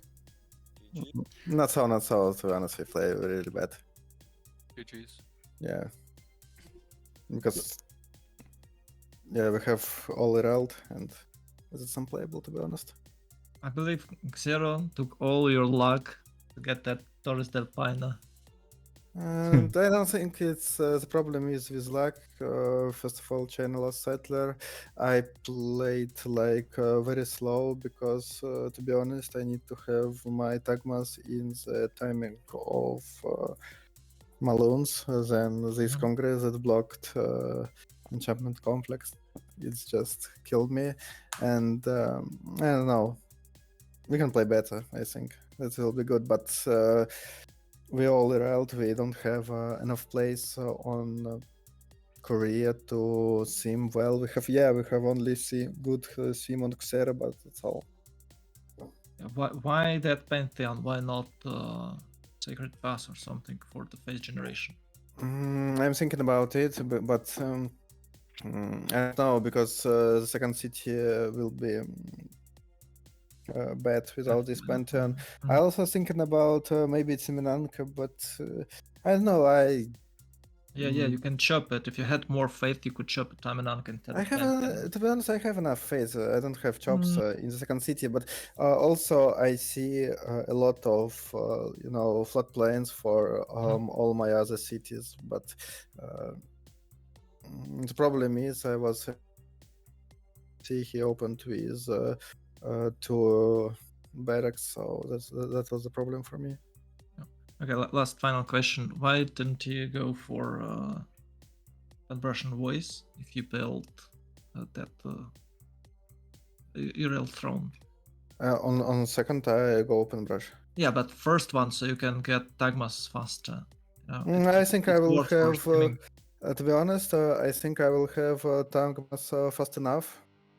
And that's why I built 3 Going pen holy sites. would be a total dog shit build. Yeah, I know it's not that good as this one, but I'm just curious about options. And another problem that I have a military alliance on my last 1 or 2 turns, to be honest. Oh, okay. Yeah, that's problem because I have military with China. Ooh. Yeah. What happened with the that's settler of China? We didn't see. We just saw his like down on 2 cities, and he lost it on the east. He lost it on the west. Who got it? Dido or England? As I understand, England got it. England got it. England got it. So northwest. Okay. I think there was no war, so he could move through, and then he could take it after we declared now. Yeah. Like next to Beijing, like north of Beijing, one tile north of Beijing. Yeah. And he moved from the flat tile to the right, he moved to the left. That was through the slinger. And then we declared, and he had movement because he had hit promo and just took it. Okay.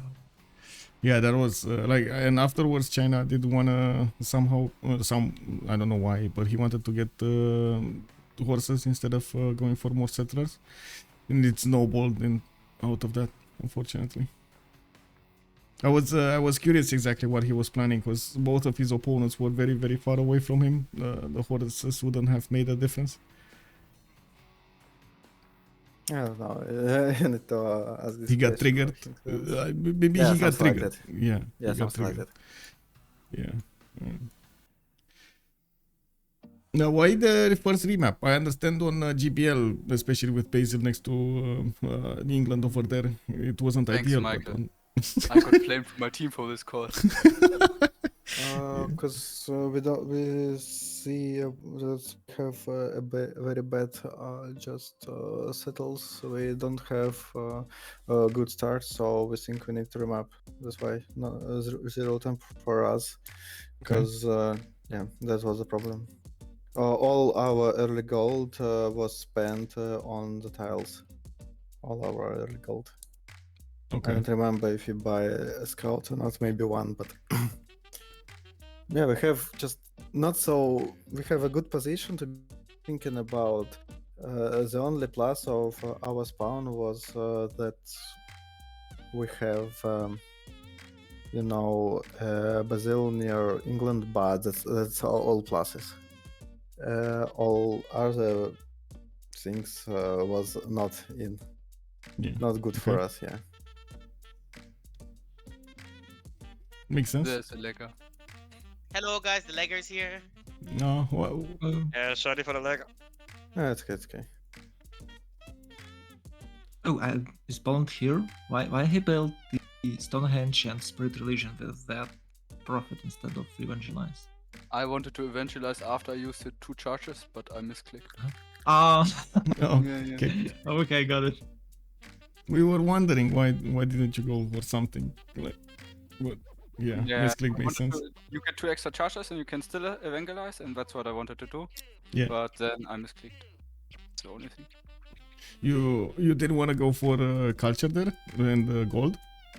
Yeah, I was like, my spawn was, I'm not sure if you saw it, like, but my spawn was super weak. Like, a lot of my cities didn't even have 2/2s. And I was just saying to my team, okay, I can't carry this, I make money and try to go for a CV super long run, but I can't carry this game in this position. Impossible. Okay.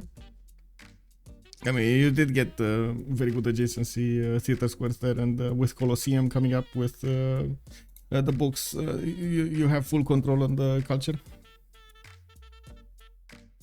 Yeah, I mean, that's what we agreed, right? He makes money, he makes vitals, and that's all he needs to do, because his spawn was pretty bad.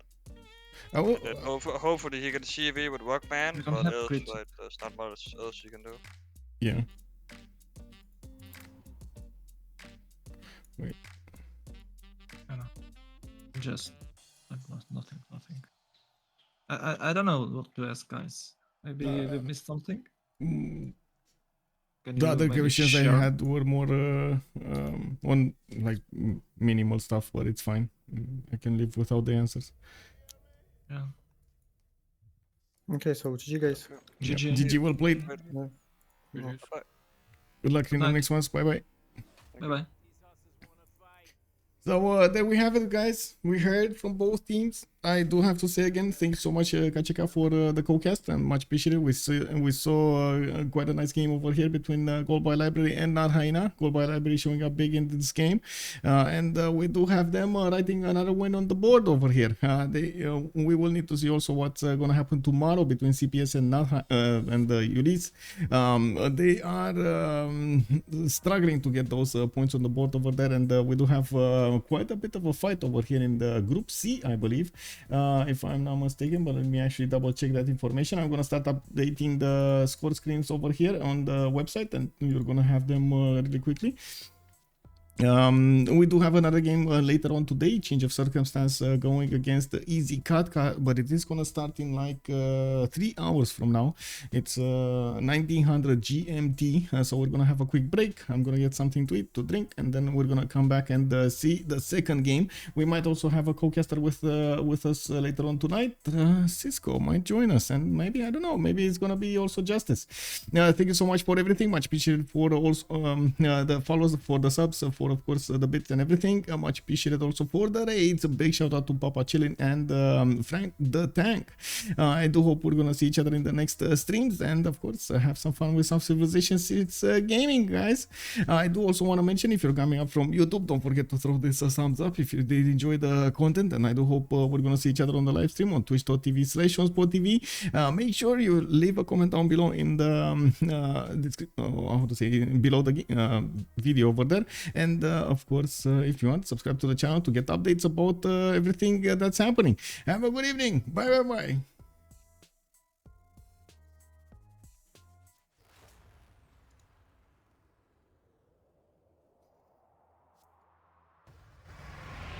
Come on, let me see your hands in the air.